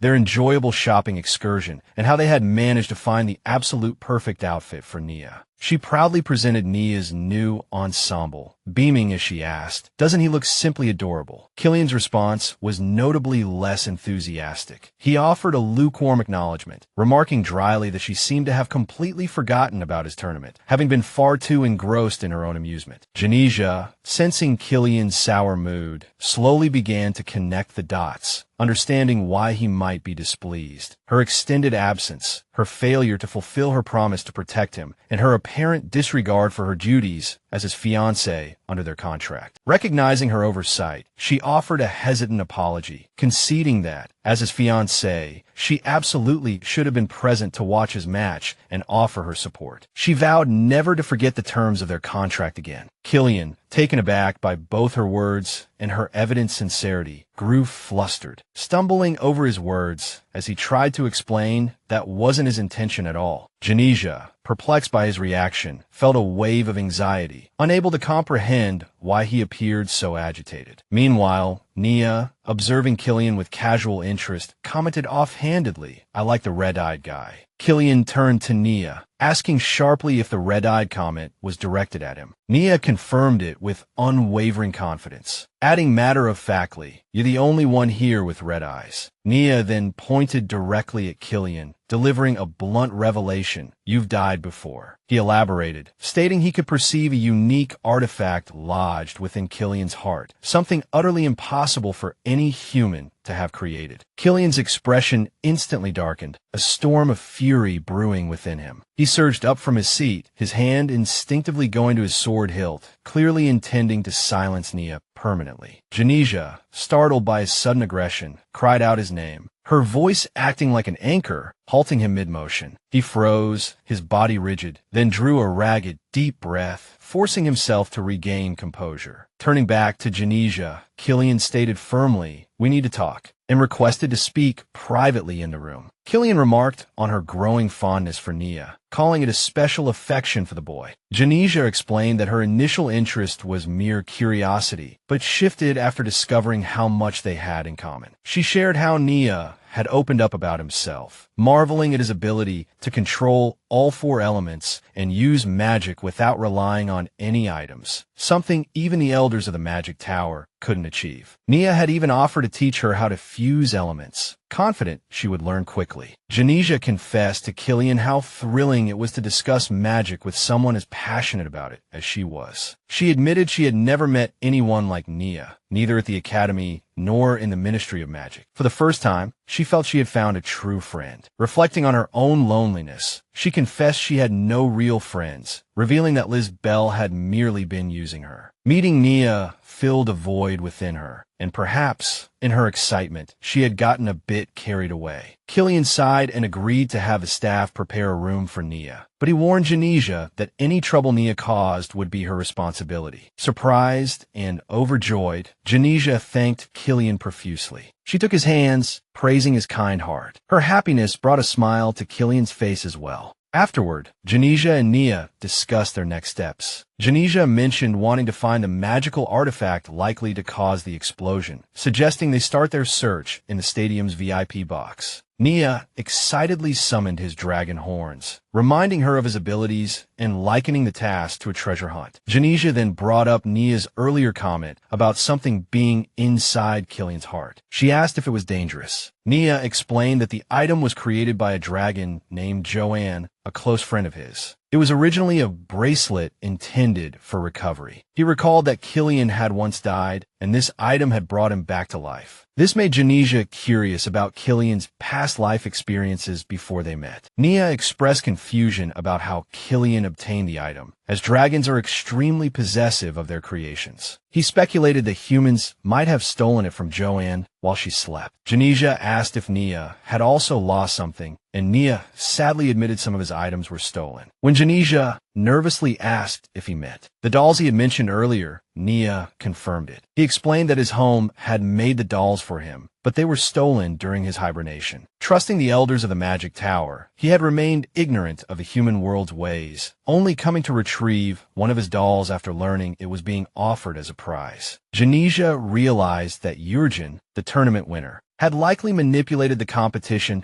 by blackmailing Nia and extracting key information from him. To protect Nia, she made him promise not to share his information with anyone else. She explained that Killian, as one of Hiron's princes, possessed authority and power, enough even to stand against the wizards of the Magic Tower, and offered Nia their protection. She also vowed to help him recover his stolen dolls. Nia acknowledged that Jenesia was different from other humans and decided to stay with her. A magical aura emanated from him, and a glowing circlet appeared on his forehead as he paid his respects, vowing to always help her. Jenesia accepted his pledge and suggested they head to the stadium. At the arena, Jenesia noted the heavily guarded VIP box. As they tried to enter, guards blocked their path, stating that only members of the royal family and their relatives were allowed inside. Jenesia confidently introduced herself as Killian Hiron's fiancé, asserting her right to enter. The guards demanded proof, but before Jenesia could respond, Lord Jade Veshin appeared, greeting her warmly and suggesting their meeting was a fated encounter. He recognized her, confirming her identity as Killian's fiancé to the guards. The guards nervously apologized and allowed her entry. Jade then reminded Jenesia of his earlier offer of assistance. His tone carried a subtle warning before he departed, leaving Jenesia irritated by Jade's attitude and appearance. She compared Jade to Lizbel, whom she detested. As she and Nia entered the VIP box, Nia excitedly rushed ahead, forcing Jenesia to call after him. However, Nia suddenly recoiled violently, complaining of a dreadful stench, and realized the odor emanated from the Hiron Emperor. The Emperor glared at Nia, making him nervous and prompting him to hide behind Jenesia. Jenesia offered a polite curtsy to the Emperor, but he silently turned his attention back to the match. Jenesia hesitated, noticing he looked much younger than when they had last met. Meanwhile, Nia whispered to Jenesia that he felt nauseous, alarming her and prompting them to leave. Outside, Jenesia asked him what was wrong. Nia explained that magic, like a soul, is unique to each individual, comparing it to the stars in the sky, or the scent of earth soaked by rain. He revealed that Jenesia's magic felt warm like the sun, but pointed out that the Emperor's soul contained hundreds of different magics, decaying within him and emitting the foul odor that sickened him. Jenesia grew tense, realizing the strange feeling she experienced around the Emperor might be related to his magic. She started to ask Nia about the Emperor's magic, but was interrupted by an announcement declaring the start of the second preliminary round for Group 6. Shocked and worried, Jenesia decided to focus on her immediate task. She asked Nia if he sensed any magical items within the stadium, and he confirmed that most participants carried items capable of causing explosions. Jenesia was surprised, as crafting magical items was typically difficult, but Nia explained that many were likely just decoys, common in treasure hunts. Jenesia speculated that whoever prepared these magical items must possess vast resources and concluded that Killian was the intended target of the explosion. Deeply concerned, she considered persuading Killian to withdraw from the competition. Just then, Nia asked if she was thinking about that red-eyed Killian. Jenesia admitted her worries. Nia then asked if she was in love with Killian, making her flustered and embarrassed. She clarified that she worried about all her friends, including Nia, not just Killian. Nia questioned whether Killian was truly worth the effort she was putting into finding magical items for him. Jenesia hesitated to explain their contractual relationship, but she desired to be with Killian for a long time, even after the contract ended. She described him as a rational, level-headed person who treated her well and believed in her. Despite his unpredictable side, she appreciated his inner self and how he cared for her. Nia conceded that Killian hadn't made a good first impression, but agreed to help him because Jenesia cared for him. Nia then asked Jenesia to lower her head, and when she complied, he touched her forehead with his finger, using his magic to show her how dragons wield magic, promising she would begin to see the world differently. Jenesia felt empowered by Nia's magic, thinking that with this, she could create a powerful protective shield. An announcement declared Xavier Hirond the winner of the third preliminary round. He proudly celebrated his victory, attributing it to his magical pendant. However, as the pendant glowed, Xavier grew nervous, recalling Jade's warning that it could only be used 10 times. Despite his worry, he trusted Jade could repair it. Noticing Jenesia's presence, Xavier excitedly called out to her, but Jenesia, anxious about the potential threat to Killian, quickly averted her gaze, looking towards Killian instead. Xavier became crestfallen, wondering why Jenesia wasn't looking at him, and suspected it was because of Killian. Meanwhile, Killian, seated nearby, observed Jenesia, wondering if she was there to watch Xavier compete. Although he noted there was still some time before his own match, Xavier, frustrated and filled with jealousy, yelled Killian's name and challenged him to a duel. He demanded that if he won, Killian must hand Jenesia over to him. Killian furiously retorted that Jenesia was not an object to be handed over, and that he would teach Xavier how to respect women. Accepting the challenge, Killian strode towards Xavier, the two now facing each other. Jenesia worriedly pleaded for Killian to stop, noticing Xavier's pendant begin to glow as Killian approached. The magic within the pendant was triggered. Xavier smirked, believing Jenesia still cared for him, recalling the Emperor's words. The Emperor had promised him the position of Crown Prince if he could uncover the secret of the time reversal magic. Confident in himself and the pendant in his hand, Xavier attacked Killian with swift sword strikes. However, Killian easily dodged the attacks. Remarking that Xavier was too slow, Killian noticed the glowing pendant, realizing Xavier was resorting to underhanded tactics. Nia informed Jenesia that 2 spells had been cast on the pendant. Jenesia nodded, recognizing that the pendant would trigger magic stones scattered beneath the arena, and recalled Xavier boasting in the past about receiving the pendant from the Minister of Magic, implying how much his father cared for him. Meanwhile, the battle between Xavier and Killian raged on, with Xavier growing increasingly frustrated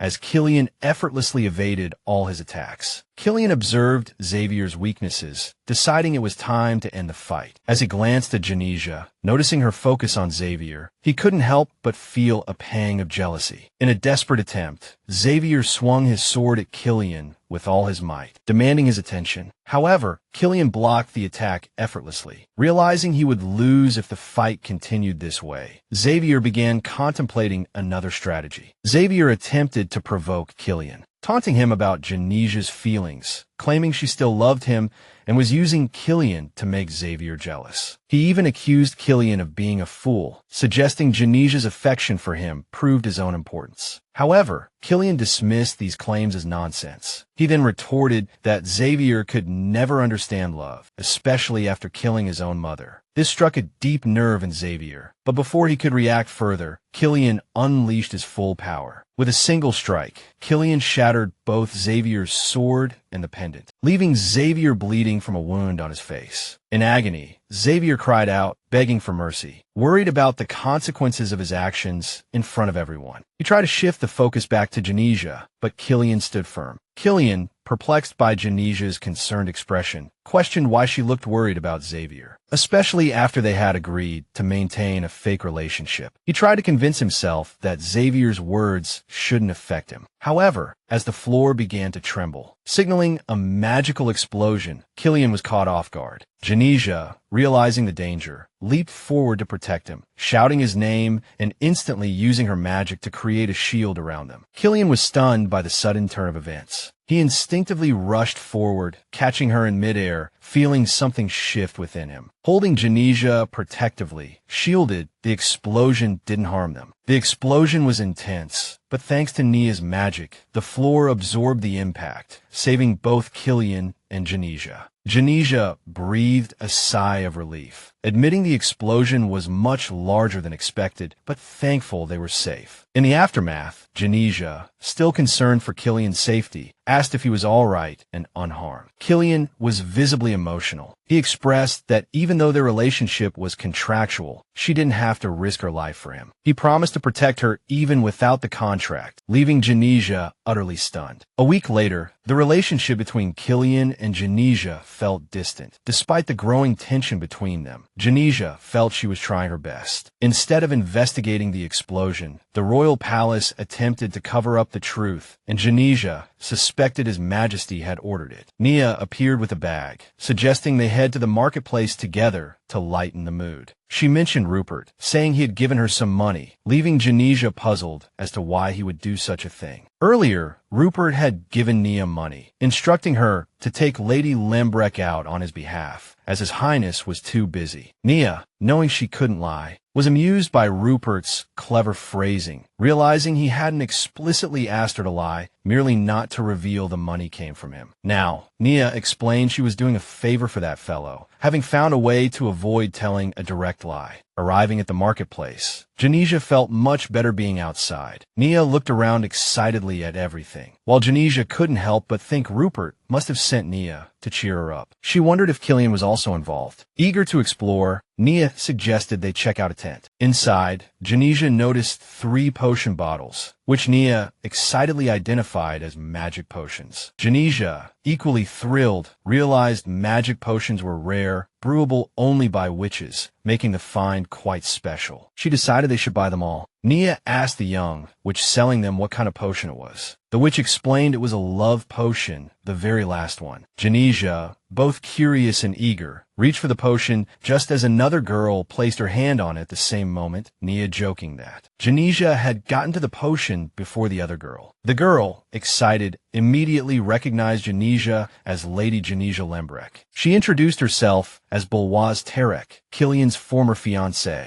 Jenesia was shocked to hear the name, especially learning Bulwaz had once been engaged to Killian. Later, after sharing tea, Bulwaz mentioned something that took Jenesia by surprise, saying she hadn't expected Jenesia to have already had a child. Flustered, Jenesia quickly clarified, "He's not mine." Bulwaz laughed, explaining she was only joking to help Jenesia relax. Then, Bulwaz shared her own surprising story, explaining how her world had been turned upside down when her father sold her out to gain His Majesty's trust. She was forced into a contract with Killian, becoming his fiancé. However, she held a secret of her own, a black book detailing her father's secrets, hidden away in Rupert's home. She had intended to leave Hiren forever, but then she met Jenesia. After telling her story, Bulwaz asked Jenesia for a favor, to give her the love potion. She confessed she had fallen in love with someone. Jenesia, momentarily distracted by thoughts of Killian, quickly pushed them aside, determined not to use the potion on him. She handed the potion to Bulwaz, saying, "It's yours." To Jenesia's surprise, Bulwaz laughed and refused it. "I was joking. I don't need it. I find winning someone's heart more romantic than using some silly potion." "It seems we think alike," she remarked before leaving. Upon arriving at the palace that evening, Killian reached out to Jenesia, asking if he could have a moment of her time. They walked together, hand in hand, Jenesia, noticing Killian, still held her hand tightly. Killian apologized for his earlier words, admitting Xavier had lied about her still having feelings for him. Killian confessed he had noticed the way she looked at Xavier and regretted what he had said. He placed a ring on her finger, thanking her for saving him, indicating that if it weren't for her, he would no longer be alive. Jenesia recalled Bulwaz's words and also thought of the explosion in the arena. She realized Killian must have risked his life out of love to save the crown prince. Jenesia smiled and accepted the ring, deciding to let go of the past for now. Jenesia felt very happy, thinking that although Killian's gift was meant as an apology, it still brought her joy. A maid knocked on her door, informing her that someone from the palace had arrived. Simon appeared with a wicked smile. He said the emperor requested her presence, and a carriage was waiting outside. Jenesia felt uneasy, breaking into a sweat, not understanding why the emperor wanted to see her. Upon arriving at the palace, she noticed the cold, eerie atmosphere and a disturbing magical aura. The emperor addressed her, acknowledging her as the royal wizard. He mentioned her performance in the arena. He asked what kind of magic she had used, and Jenesia nervously lied, describing it as a simple protection spell. Silently, she cursed him as a monster. The emperor questioned her explanation, citing the Minister of Magic's opinion that such a large-scale magical release was impossible for a human. Jenesia insisted it must have been a coincidence, avoiding revealing the true source of her magic. She spoke vaguely about the mysteries of magic. The emperor then invited her to sit, and Jenesia politely accepted. The emperor got straight to the point. He expressed his admiration for Jenesia's abilities, whether coincidental or not. He asked if she could create a rune to go back in time, and announced with a smile that she was no longer the royal wizard, but his personal magic advisor. He promised to pay her 10 times Killian's salary, pointing out what a rare opportunity this was, and questioned why she didn't seem happy about it. Jenesia, nervous and anxious, tried to refute his claims, lying that her relationship with Killian was sincere and caring. The emperor dismissed her words, mentioning Killian's mother's beauty, but claiming Killian was destined for a short life. Jenesia was shocked by this revelation and pieced together the emperor's role in the arena incident. She recalled the scattered magic stones, created by the Minister of Magic and given to Xavier. She realized the emperor had orchestrated everything to kill his own son, a thought she found unbearably cruel. Just then, Killian burst into the room in anger. His arrival brought Jenesia relief and joy. The emperor, annoyed by Killian's sudden intrusion, ordered the execution of all guards who failed to stop him, emphasizing that Killian's actions had severe consequences for others. Killian clenched his fists in frustration, and Jenesia noticed his reaction, beginning to worry. The emperor questioned if Killian had feelings for Jenesia. Killian boldly admitted she was important to him and revealed that she possessed the unique ability to send the emperor back in time. The emperor, intrigued by the claim of time travel, asked with a smile if this was Killian's way of expressing interest in becoming his heir. Killian confidently replied that, as the Prince of Hiren, he was certainly interested in ascending the throne. He revealed he had hidden his ambitions from his siblings and had even managed to deceive the emperor. The emperor, surprised, admitted he had misjudged Killian, initially thinking his actions stemmed from genuine concern for Jenesia. With this new understanding, he spared Killian and pardoned the guards as thanks for the amusement provided. Outside the palace, Killian hesitated before bringing up his earlier statement to Jenesia. She reassured him, saying she understood he had lied to protect her. Killian admitted he was indeed interested in the throne, but promised not to use her to achieve his goals. Instead, he declared his intentions. He intended to overthrow the monarchy single-handedly, vowing not to let the emperor's scheme succeed. Jenesia, surprised, asked if Killian had known about the emperor's plan. Killian revealed his suspicions arose after interrogating the assassins, all traceable back to the royal palace, and the explosion at the arena confirmed his doubts. He explained that by declaring his intention to vie for the throne, he had set off a chain reaction. The empress and nobles would soon target those loyal to him, including Rupert, Ash, Manuel, Isaac, and his knights. Killian gently caressed her cheek, confessing that while his allies understood the risks of their allegiance, he didn't want Jenesia targeted because of their false relationship. Jenesia gripped Killian's hand tightly, questioning if he truly wished her to stay away from his struggle. She urged him to consider how he would feel if their roles were reversed. If her people and she were risking their lives for a cause, would he stand idly by? Moved by her determination, Killian softly called her name. Jenesia shrugged confidently, announcing her decision. She told him he was fortunate to have a talented wizard like her by his side, vowing to stay with him until the very end, not because of their contract, but because she genuinely wanted to. Meanwhile, that night at Prince Xavier's palace, chaos reigned. Consumed by despair, Xavier wrecked his room, crying out in frustration over his disfigured face. Jade observed the scene, reminding him he was lucky to be alive. An enraged Xavier dismissed this. In a flashback, an injured Xavier had pleaded with Killian to wait, pointing out that Jenesia was watching. As Killian briefly glanced at Jenesia,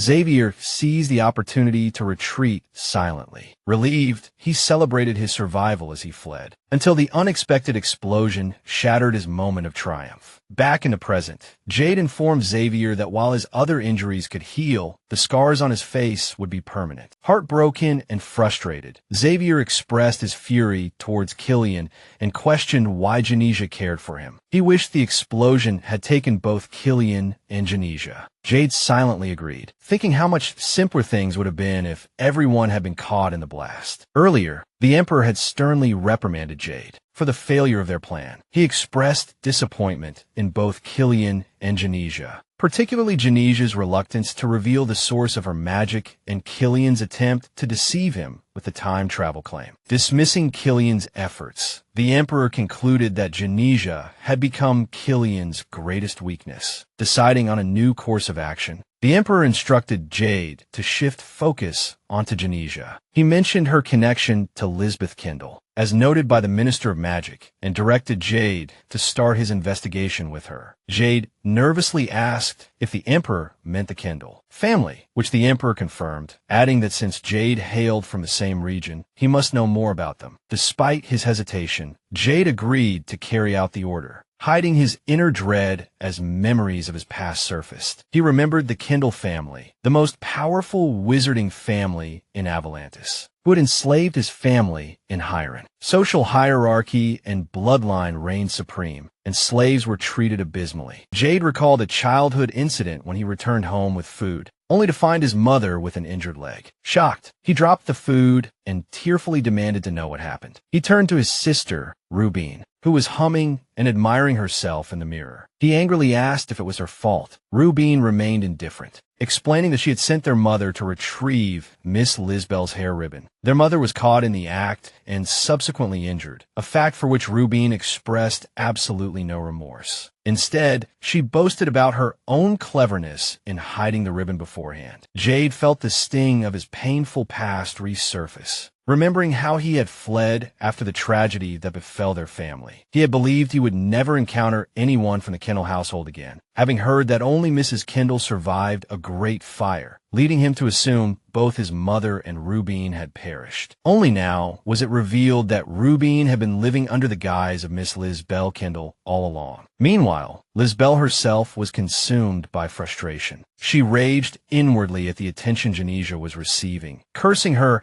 as ungrateful and utterly undeserving of her newfound fortune. She lamented her own circumstances, feeling profoundly humiliated despite her efforts to remain virtuous. She clutched her hair ribbon, seeing it now as a symbol of her own misfortune. When informed that a guest from the Ministry of Magic had arrived, she arrogantly assumed it must be Jenesia coming to offer an apology, and immediately began plotting how to turn the situation to her advantage. With eager anticipation, she flung open the door, expecting to see Jenesia, only to find herself staring, surprised, at Cedric, who stood there holding a bouquet of flowers. Disappointment washing over her, Lisbel offered him a cold greeting, her annoyance palpable, as she sank onto the sofa, asking with studied indifference the reason for his visit. Cedric nervously admitted he hadn't intended to intrude, confessing his utter lack of experience in matters of the heart. Lisbel, initially bewildered by his words, suddenly felt a flicker of memory, recalling a past incident. In a flashback, fellow students informed Lisbel that transferring departments required a letter of recommendation from Lord Windsor. At the same time, she overheard whispers speculating that her attempt to frame Lady Limbrish was the reason behind her application, suggesting she sought the transfer out of shame. Incensed by these rumors, Lisbel concocted a scheme to manipulate Cedric. She approached him, feigning tears to garner sympathy, claiming vicious rumors were being spread about her,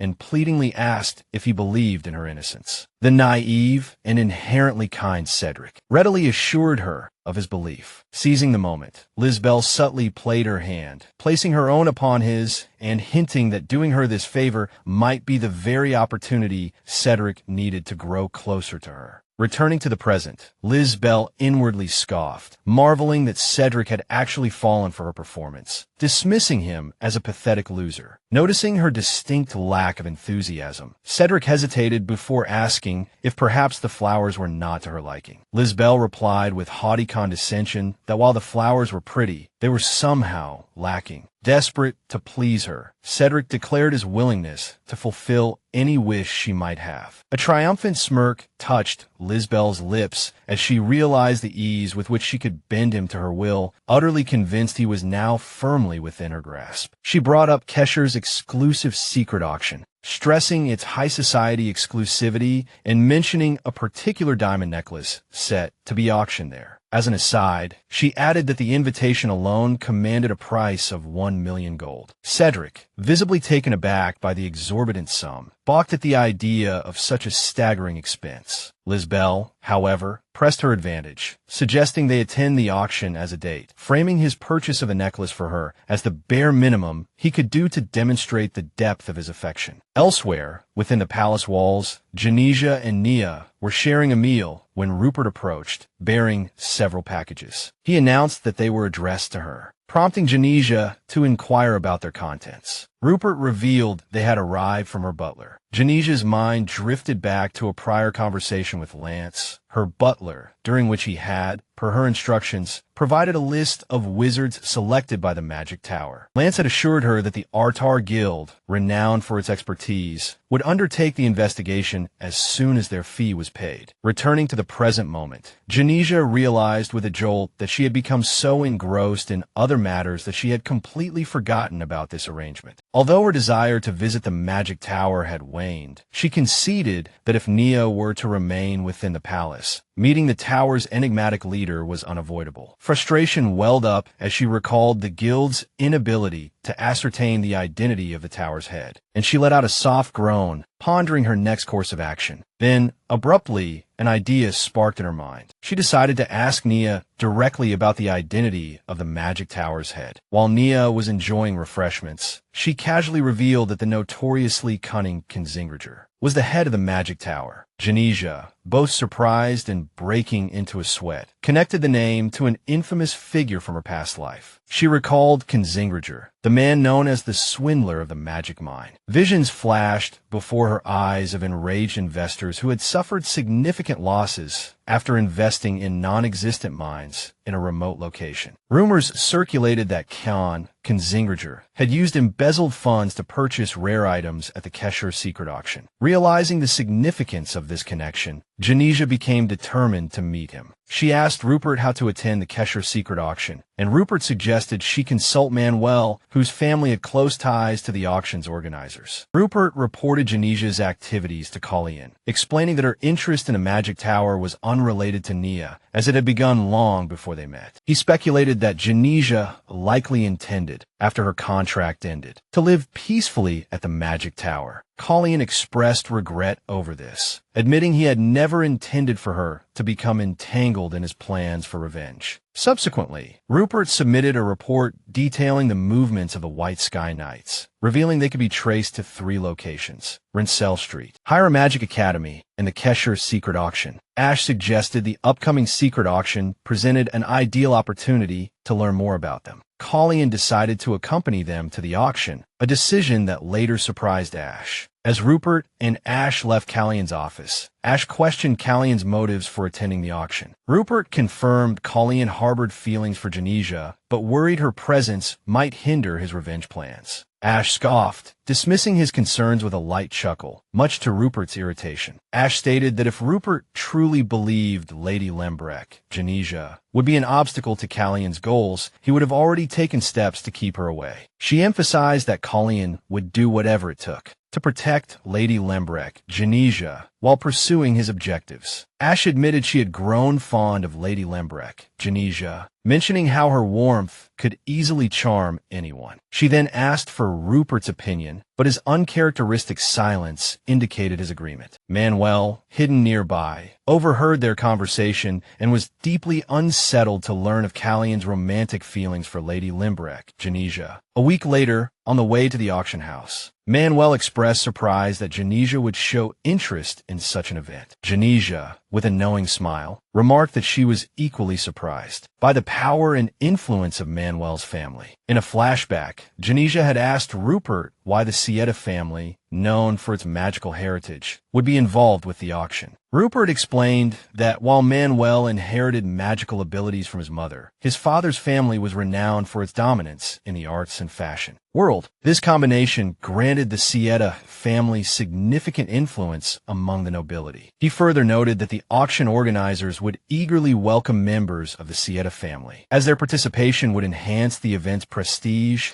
and encourage nobles to eagerly seek invitations. Returning to the present, Manuel chuckled, stating Rupert tended to exaggerate, and revealed he had simply asked his brother to procure 2 invitations for them. Jenesia then commented that she didn't know much about Manuel. He explained it was because their encounters at the academy had been brief. Jenesia seemed surprised, asking if they had met at the academy before, as she only recalled observing him from a distance. As she tried to recall, Manuel added that she hadn't been wearing her glasses when they first met, so she might not have gotten a clear look at his face. This left Jenesia even more bewildered, certain she would have remembered him. Manuel hesitated for a moment before mentioning Mocha, the stray dog. Recognition dawned on Jenesia instantly as she recalled the dog, wondering aloud whatever became of it. Manuel smiled, confessing they had taken Mocha home the very day they first met. A flashback revealed a younger Manuel, frustrated and walking outside, feeling overshadowed by his brother's brilliance. It was then he noticed a young Jenesia rescuing a puppy, initially trying to claim the spot for himself. However, the moment she turned to face him, Manuel was utterly captivated by her beauty, frozen in place. As Jenesia apologized for not hearing him, a shy and flustered Manuel felt his heart pound, asking if she wanted a sandwich. Together, Manuel and Jenesia shared the sandwich with the puppy. Relishing the moment, Manuel thanked her, admitting he hadn't realized she was a senior. Jenesia expressed surprise, mentioning her own notorious reputation. Manuel then opened up about how everyone compared him to his talented older brother, voicing his feelings of neglect and frustration. He even confessed that sometimes he wished he didn't exist, as everyone focused solely on his brother, and no one would miss him if he vanished. Jenesia responded with sadness, sharing how she endured daily bullying, describing her life as a living hell. Yet, she emphasized that she never once considered ending her own life. She explained her refusal to give up on herself, reasoning that if she didn't love herself, who else would? Back in the present, Manuel recalled their past conversation, admitting it had made him rethink his perspective. He realized he had harbored much resentment and had since worked hard to mend his relationship with his family. He credited Jenesia for inspiring this change, but she humbly insisted it was his own courage that allowed him to repair those bonds. Manuel warmly invited her to visit anytime and see Mocha, who had grown into a handsome dog. As they arrived at the Kesher auction house, a servant greeted them, requesting their invitation. As Manuel retrieved the invitation from his jacket, an envelope slipped out and fell to the ground. Unnoticed by him, but caught by Jenesia's eye. After inspecting the invitation, the servant announced they were important guests and began to lead them inside. Jenesia handed the fallen envelope back to Manuel. Manuel thanked her, and they followed the servant deeper into the auction house. Manuel and Jenesia trailed behind the servant. Walking through the seemingly endless corridors of the auction house, Manuel couldn't shake a peculiar feeling. He remarked that the interior seemed significantly larger than its exterior suggested. Jenesia brought up the envelope Manuel had dropped earlier. He hesitated, then explained it was an exclusive family design, renowned for its ornate appearance. Yet, Jenesia felt a flicker of recognition, as if she had seen it somewhere before. Manuel then revealed he had once sent her a letter in that very envelope, asking her to be his prom date, but she never responded. He confessed he had waited for her all night, eventually leaving disappointed. Jenesia was taken aback, admitting she had skipped the prom for lack of a date and had never received such a letter. Annoyed with himself, Manuel admitted he'd been too shy to give it to her directly, instead tucking it between the pages of her textbook, realizing only now it likely went unnoticed. He lamented ruining her prom night due to his hesitation. Jenesia reassured him not to worry, glad the misunderstanding was finally cleared up. The servant finally stopped, announcing they had reached the entrance to the secret auction. He reminded them to don their masks before entering, then bowed politely, wishing them an enjoyable evening. Jenesia, already masked, suggested they discuss the letter further after the auction. Manuel thanked her and escorted her inside. They arrived at the auction house, where the host welcomed everyone, expressing hope that they would all acquire their desired items. Suddenly, a magical voice commenced the auction, surprising both Jenesia and Manuel. Manuel explained that magic stones were used to connect them to the auction, questioning the wastefulness of such magic. As the auction proceeded, a vase crafted from the fang of a magical creature was introduced, with a starting bid of 100,000 gold coins. Jenesia asked Manuel how to bid, and he explained the process. She revealed her interest in gemstones, clarifying that she merely wanted to make a certain individual present aware of her existence. Subsequently, the regular auction concluded and the secret auction began. The host presented a necklace made from the world's only black diamond, announcing a starting bid of 2 million gold coins. Jenesia was stunned, realizing this price was equivalent to a year's worth of research funding. A red-haired man raised his paddle, increasing the bid to 3 million. Jenesia observed the man who had just placed the high bid and speculated that he might be the head of the magic tower, attempting to launder money by purchasing expensive jewelry. She muttered in disappointment, noting the price was far beyond her budget. Manuel reassured her, stating she could bid as high as she wished, as His Highness had allocated a generous budget for her. A surprised Jenesia questioned how the prince could afford such an amount, suspecting the palace budget would fall short. Manuel explained that Colleen owned Hiron's largest magic stone mine, as well as a mineral mine used for minting the kingdom's official currency. This immense wealth made him indispensable to the royal family, ensuring they couldn't sever ties with him. Jenesia, shocked by this revelation, understood why Colleen had been so generous with funds. Manuel recalled an incident involving Colleen, where Rupert had lamented being unable to afford decent clothes, while other princes flaunted their wealth. Manuel joked that Colleen's frugality was well known, despite his riches. Currently, Manuel commented that Jenesia might be the sole exception, leaving her puzzled and asking why. Meanwhile, the auctioneer announced that bidding for the black diamond necklace was about to close, triggering a frenzy of higher bids. Jenesia hesitantly raised her paddle, bidding 5 million gold coins, hoping it would be sufficient. However, the bidding quickly escalated, with others raising it to 5.5 million, then 7 million. The red-haired man countered with a bid of 7,100,000, prompting Jenesia to increase her offer to 8 million, thinking she should withdraw afterward. Unexpectedly, Lisa Bell raised her paddle, shouting out an astonishing bid, 20 million gold coins. Cedric, clearly agitated, exclaimed they didn't have that kind of money. Lisa Bell sneered at him mockingly, revealing her sinister plan. She mentioned with a laugh that the secret auction accepted body parts as payment, the value potentially tripling if they belonged to a magician. She cackled maliciously, pointing out that Cedric possessed a pair of eyes and 2 kidneys, suggesting he sell one for her. Cedric was horrified, while Lisa Bell continued her wicked laughter, cruelly stating he would do it if he truly loved her. Jenesia boldly removed her mask and confronted Lisa Bell, calling her by name. She told Lisa Bell to pay for the necklace herself, instead of clinging to Lord Windsor. Lisa Bell, both frustrated and shocked to see Jenesia, cried out in disbelief, questioning how she had gained entry to the auction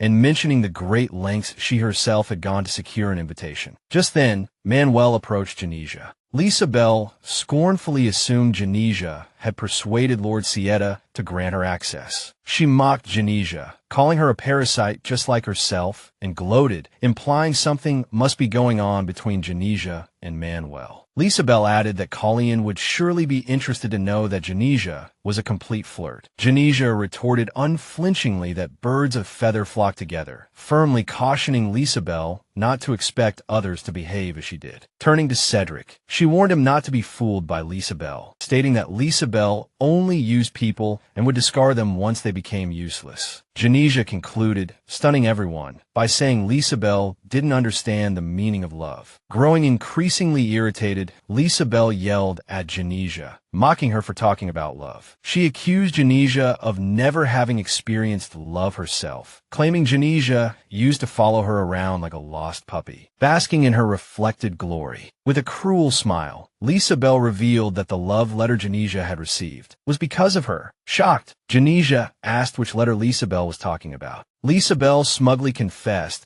that someone had left a letter in Jenesia's locker asking to be her partner at the graduation ball. When Jenesia questioned if Lisabel had stolen the letter, Lisabel arrogantly denied the accusation, claiming everything Jenesia ever possessed also belonged to her. She said Jenesia should be grateful because the letter was poorly written and would have ruined her day. Hearing this, Manuel clenched his fists in anger, realizing Lisabel was referring to the letter he had written. Jenesia also connected the dots, whispering Manuel's name as understanding dawned. Lisabel continued, oblivious to Jenesia approaching her, arrogantly stating the letter was clearly written by a loser and boasting about how she had dealt with it for Jenesia. Before she could finish, an enraged Jenesia suddenly slapped Lisabel hard across the face, stunning everyone. Filled with fury, Jenesia yelled at Lisabel, demanding she stop being selfish and wake up. Lisabel, too shocked to believe what had just happened, grew increasingly incensed. Furious that someone dared to strike her, she angrily raised her hand to hit Jenesia, declaring that no one had ever laid a hand on her, not even her own family. Before Lisabel could strike, Jenesia grabbed her hand tightly, leaving Lisabel both anxious and astonished. In a firm voice, Jenesia reminded Lisabel that the letter was from a good friend, rebuking her for belittling someone's efforts just because she deemed them unimportant. Manuel, moved by Jenesia's words, watched her silently with admiration in his eyes. Lisabel, still arrogant, clicked her tongue, smiled smugly, and pointed a finger at Manuel, threatening Jenesia. She vowed to spread rumors about Jenesia and Manuel having an affair as soon as she left. Manuel hesitated slightly at the accusation, but Jenesia remained unshaken, letting out a wicked laugh that mocked Lisabel's claim. She sarcastically remarked how ironic it was that the prince's fiancé was having an affair with his trusted aide, implying the prince needed better judgment in choosing those around him. Manuel grew tense, inwardly struggling with his feelings for Jenesia. He worried his emotions might negatively affect Prince Colleen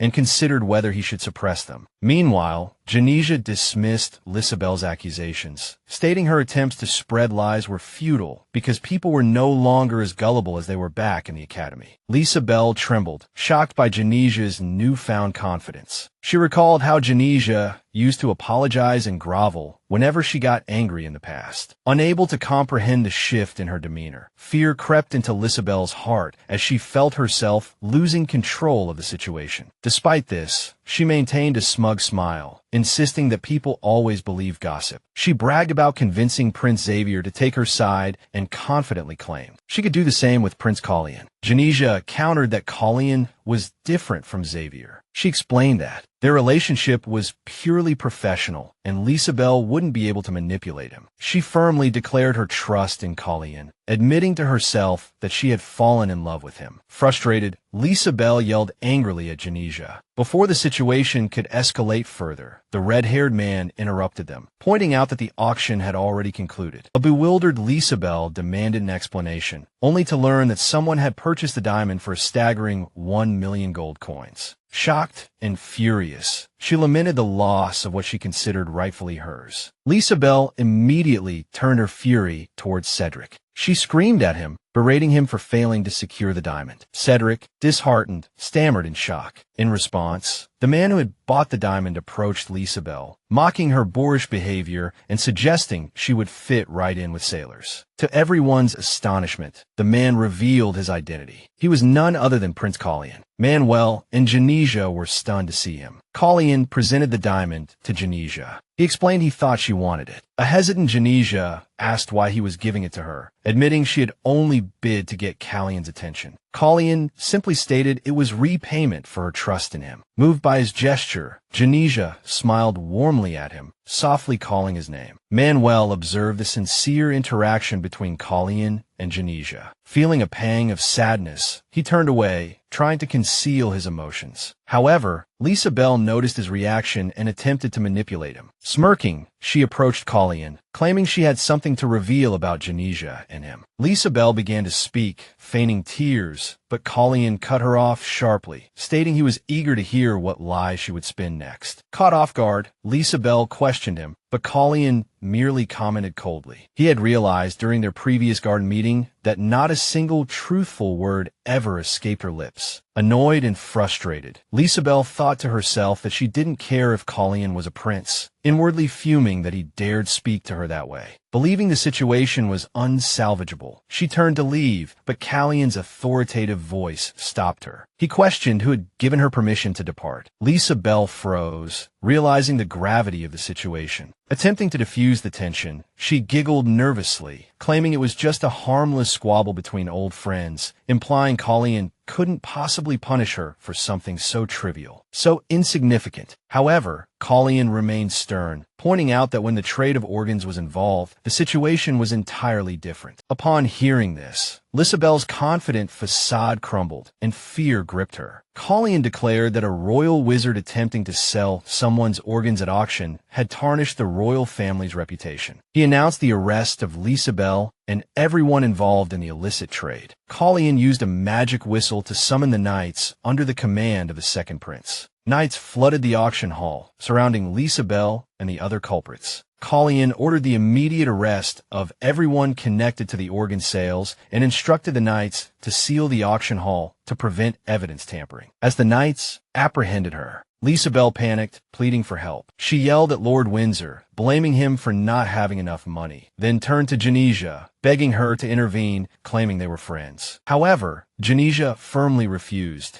telling Lisabelle to take responsibility for her actions. Enraged, Lisabelle cursed Jenesia, threatening to kill her as she was dragged away by the knights. After the commotion, Colleen turned to Jenesia, expressing concern for her safety and instructing her and Manuel to wait outside. However, Jenesia was curious about his next move. Colleen mentioned his intention to investigate the auction hall further, suspecting the existence of hidden underground passages. Excited and resolute, Jenesia insisted on aiding Colleen, reminding him of her promise to always remain by his side. Witnessing the deepening connection between Jenesia and Colleen, Manuel felt a profound sense of unease and sorrow. A heavy weight settled in his heart as he observed them in silence. Meanwhile, Jenesia noticed something unusual. A flow of magic seemed to be converging in one direction. Her eyes widened as she pointed it out to Colleen. Just then, a hidden door materialized. The moment it swung open, an ominous surge of magical energy began emanating from within. Jenesia instinctively moved towards the room, recognizing the sensation and drawn by the strange magic. Startled, Colleen rushed forward to stop her, warning her of the potential danger. He called out her name, trying to halt her progress, but Jenesia pressed onward. Inside the room,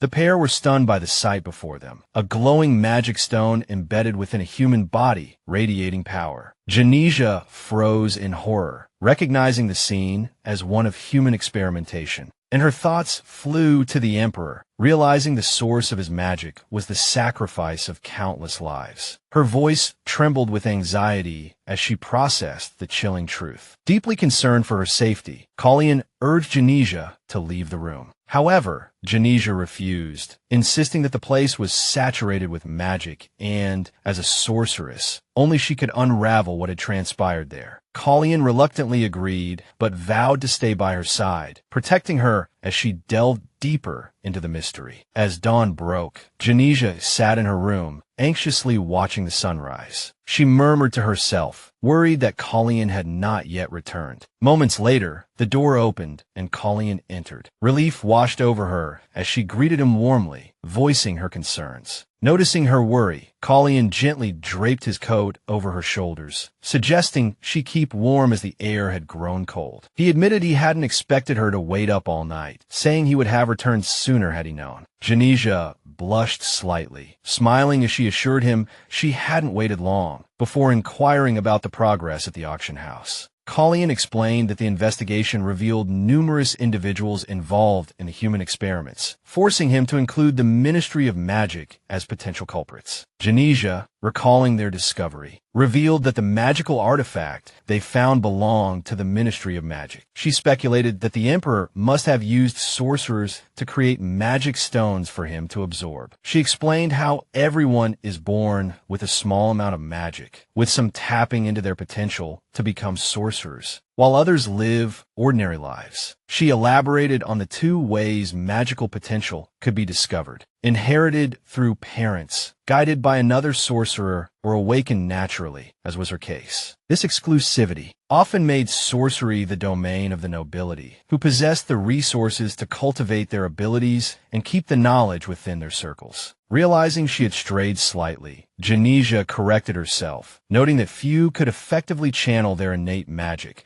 with most only capable of simple tasks like lighting a matchstick. Jenesia explained that magic stones usable for powerful spells, like creating fireballs, typically came from mines, but could also be created by extracting magic from human bodies. She pointed out that purchasing large quantities from mines would attract attention, making human magic extraction a discreet alternative. Colleen realized this method was perfectly suited for illicit purposes, such as crafting magic stones. Jenesia hinted that the Emperor might also be involved, as she sensed a similar energy emanating from him. Although she questioned why the Emperor, who was not a sorcerer, would require so much magic, Colleen speculated that the Emperor was pursuing immortality and believed the illegal collection of magic was part of his plan. Jenesia mentioned a sorcerer's diary that detailed a method for achieving eternal life, expressing her disbelief regarding the matter. When Colleen asked if she knew about time travel, she hesitated. After considering whether to trust him, she revealed that she knew how to return to the past, because she had done so before, leaving Colleen utterly stunned. Jenesia explained that time travel does not grant immortality, though she struggled to articulate why, finding it difficult to explain clearly to someone without magic. Colleen, however, comforted her, stating that he trusted her expertise in magic and believed her words. Surprised and flustered, Jenesia blushed and thanked him for his trust. Colleen then gently inquired why she had traveled through time. Jenesia revealed she had been betrayed by Xavier and Lisabel, who had abandoned her to die. She had returned to the past to escape a meaningless death, initially driven by a desire for revenge. She confessed that enacting vengeance proved more difficult than she had anticipated, and she felt a bittersweet mix of emotions when Lisabel was taken away by the authorities. She laughed self-deprecatingly, calling her own feelings foolish. Colleen disagreed, kneeling before her and gently taking her hands. He told her that her trust and care for others revealed her kind heart, and while succumbing to darkness was easy, maintaining compassion was far more admirable. He confessed that her kindness was precisely what he cherished most about her. Deeply moved, Jenesia smiled through tears and thanked Colleen for his words. In the Imperial Palace's audience chamber, the Emperor confronted Colleen, accusing him of fabricating the discovery of the crime scene, claiming Colleen had actually been selecting a gift for his fiancé at the time. The Emperor remained impassive, showing no sign of believing Colleen's explanation. Colleen recalled the moment, including Jenesia discovering a hidden door concealed behind a curtain. Jenesia had used her magic to determine that the door was sealed by sorcery. Colleen theorized the door was a secret passage belonging to the White Knights, a clandestine order of armored knights serving the Emperor from the shadows. He explained that the White Knights were sowing chaos, and to bring down the Emperor, they needed to gather information about these knights. Jenesia groaned, admitting that even she couldn't break the ancient magic sealing the door. She suggested that perhaps Nia could open it. She then revealed that Nia had entered a knight's tournament specifically to win a prize that was originally meant for him, Colleen. Standing before the Emperor, Colleen realized they couldn't confront him without more information on the White Knights, especially since they utilized two other routes. He decided to hold back for the time being. Colleen pointed out that while they had imprisoned those connected to the auction house, they hadn't interrogated them yet, given that they were citizens of the Empire. The Emperor, sensing Colleen's underlying intention, asked if he wished to make a deal. Colleen assured him he wouldn't interfere with the investigation